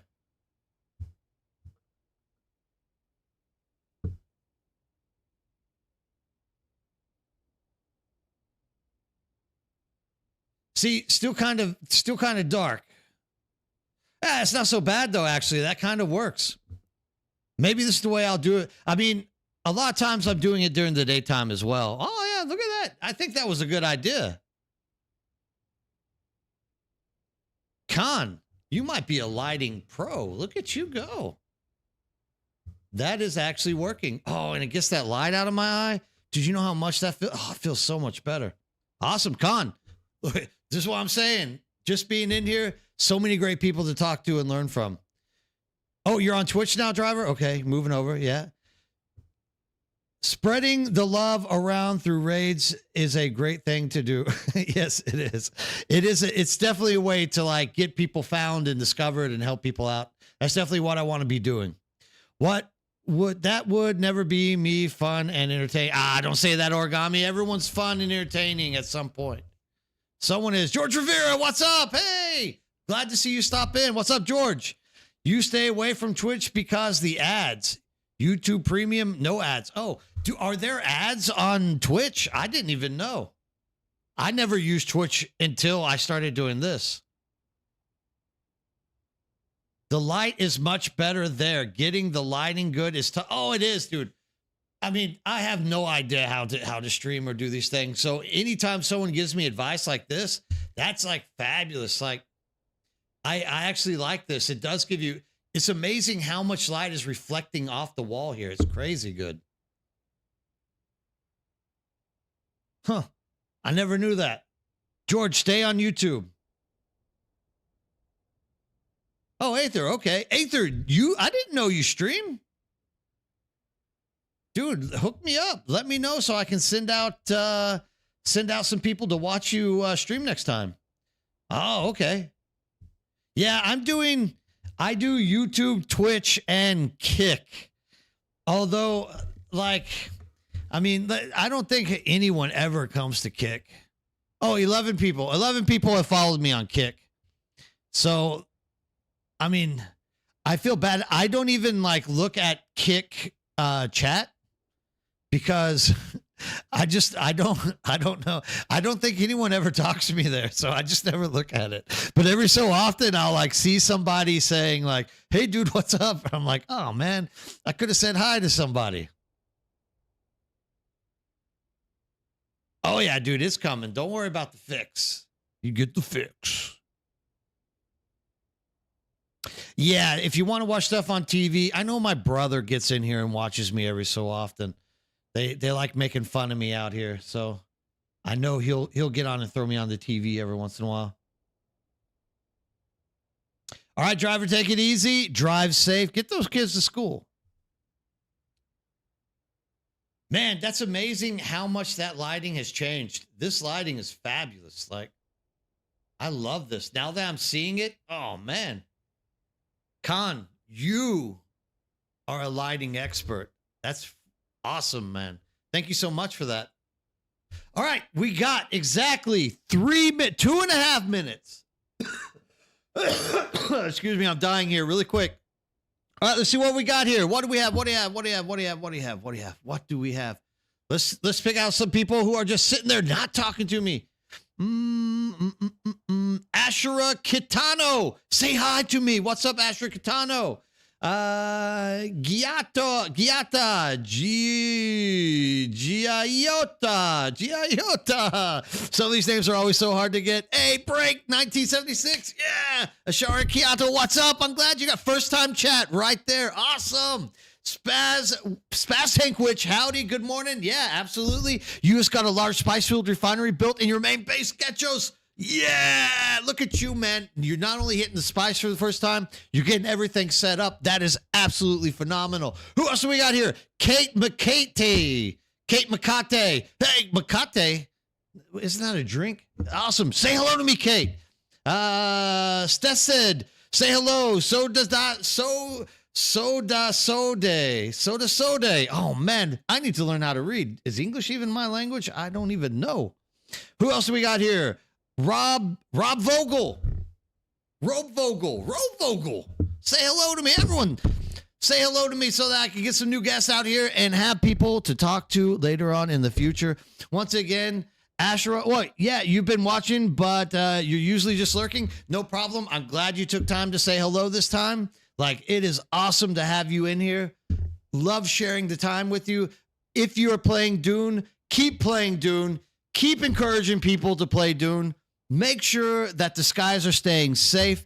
And everybody, remember, always talk when you come in. Come say hi to me so that we can talk about certain things and try to discover and learn new issues that are there. You are dual boxing spice mining? Ashura, you are amazing. You have two sand crawlers on the spice at the same time. You've just taken it to another level. Oh my God. I thought I was like the solo spice harvesting god. I do believe you beat, one carrier, one crawler. Oh, okay. Okay, I got you. Fair enough. Yeah. Hey, dude, that works for that. Aether, no problem, dude. So glad to help you. Also, just keeping in mind, I have to say it here because I have a lot of people sending me messages. During the month of January, the Deep Desert Resource and Blueprint Guide will be coming out later than usual. After January is over, I'm going to have back to my normal schedule. Plenty of time to start putting that thing out early enough for us to start looking. But until January is finished, it is going to be coming out a little bit later. I apologize for that. I wish that wasn't the case, but I do have real life work. Yeah, I don't really make a lot of money doing this. But thank you guys once again for coming. It is time to raid. Does anybody have a channel on Twitch that they would like to see raided tonight? A friend, another person you follow, anybody which you think deserves a chance to get 71 people dropped into their lap. If not, I'm just going to pick a random person out of this list that hopefully is doing English and not Russian and give it to you guys. Where are we going? Talk to me. What is this? EVE Online? Goom Bomb. Yeah. If it was EVE Online, I'd probably be dead. They'd be eating my Roracle up at this point. Aether, I wish you weren't at work either. We could be having a lot more fun. Have a good night, man. Yeah, Ashra, absolutely. Thanks for stopping. Thanks for talking. There is Nerdbird KR. Who wants more viewers? Yeah, I mean, come on. Who wants it? You got to try somebody out, right? Like, you never know. There are so many people out there that are great and never have a chance because people never just randomly stop in there and talk to them. Nobody's going to do it. Ashra, oh yeah, dude. 8 on 1 PC. Dude, I had up to 16 accounts on EVE Online at one point. The little program you could get where you could split your screen up into like multiple things. Oh my God, it was crazy. Evo preview. That was it. That's right, Ashra. Evo. It's been so long since I thought about that. Yeah, that's right. Evo. All right. Here is Johnny Timp. Johnny Timp, he only has 18 views. He's in English. He's lurker friendly. He looks like the guy we're gonna raid tonight because oh, I already hit it, Origami. We'll get French. We'll get the French next time, but this time we're giving Johnny Timp a chance. It looks like he's gliding down the wall right now, so let's get this raid going, guys. Remember, when you get in there, if you like what you see, join this guy's channel, talk to him, follow him, give him some kind of support, keep him excited about streaming this game. That is the most important thing to do because the more people we get here, the better off we are. Let's go.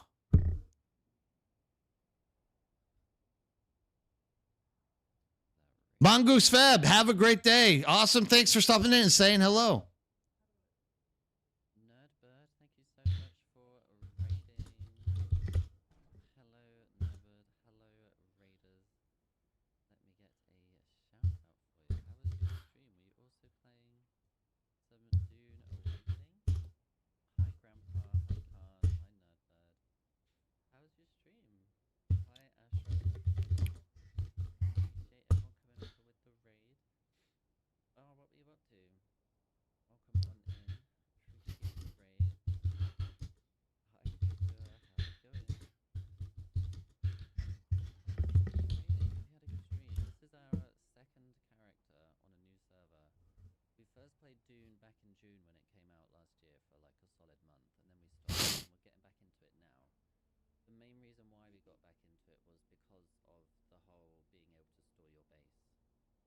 Was my previous base, everything had gone. I did have some stuff in my base, but All right, as for YouTube, once again, everyone who's there and came to support and spend the night with me, thank you so much. Remember, keep your eyes in the sky and have a great day. thank you again.